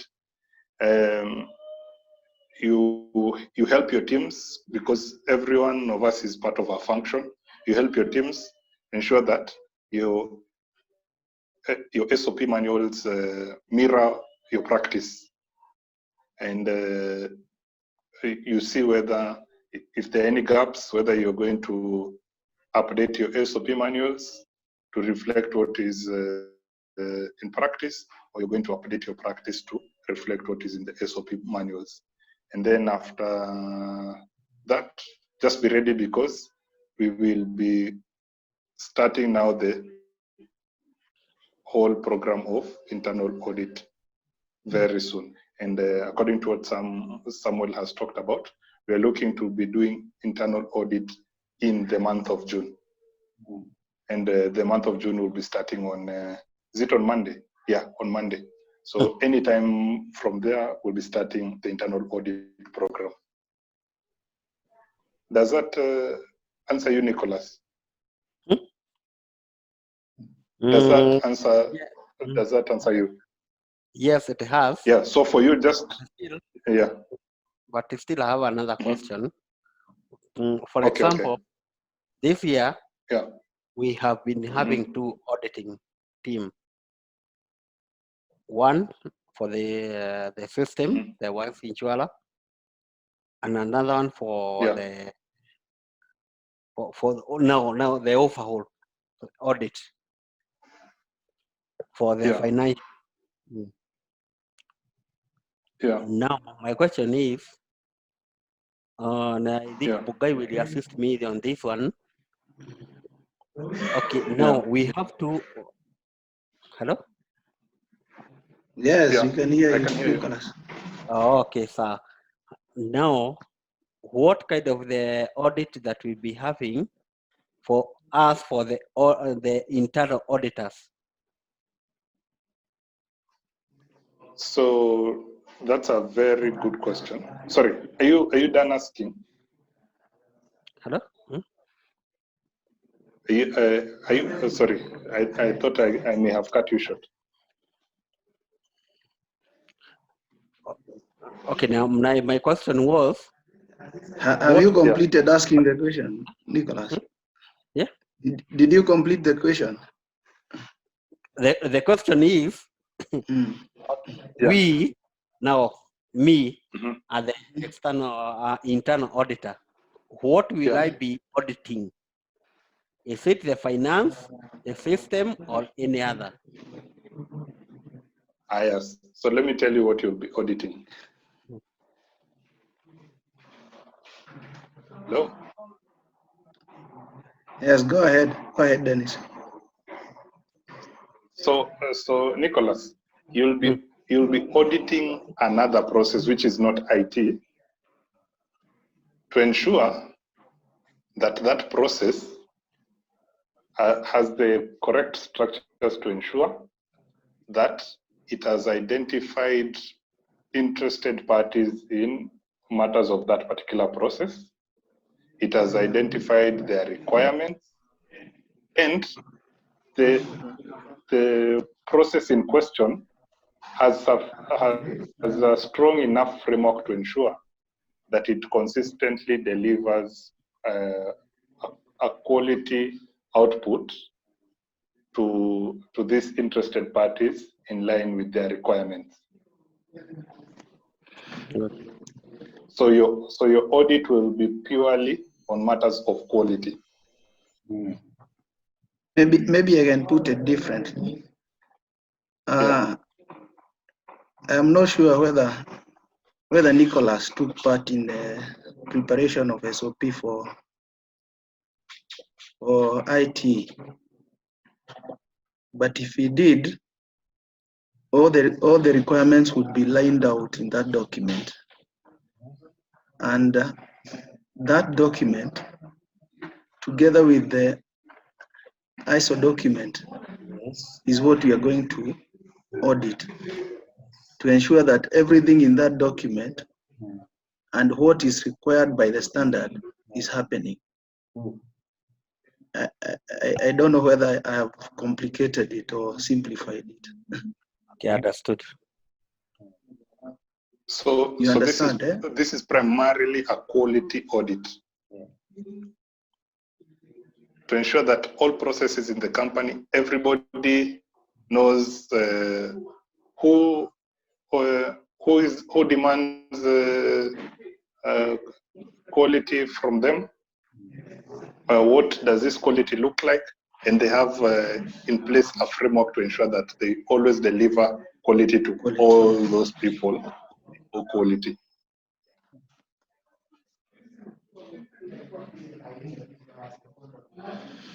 Sir Nicholas. Yes, sir.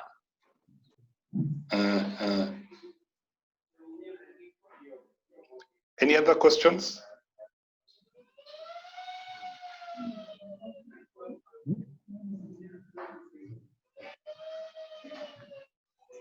Okay, so if there are no other questions, maybe just to reiterate the last part. So we'll have an exam. Oh, Rahab has a question. Not really a question, a clarification. Yeah. For the SOP manuals, will they be shared first before will they be shared first with us before the audit, or will they be shared during the audit or as we begin the audit? They'll be shared before, because you see, so first, so the irony, Rahab, is the quality management, the QMC should not be the one sharing the SOP. At least not the first draft. Okay. Because the first draft came from the process to the QMC, not the other way around. Yeah. So like for every process, the process owners have the latest version of the SOP manual. But anyway, the SOPs are not secrets, and so they'll be shared in advance even before the internal audit begins. Because you remember, as Samuel has said all through the training, the idea is not to catch people making mistakes or not adhering to processes. The idea is to add value. Because so you get the SOP manuals, and you ensure that processes in the matters are run according to what is stated in the SOP manuals. Okay. That's fine. Yeah. So our exam will be early next week. Samuel and I will have discussions, and then we will update you guys on the same. Dennis, please let So us prepare. Sorry.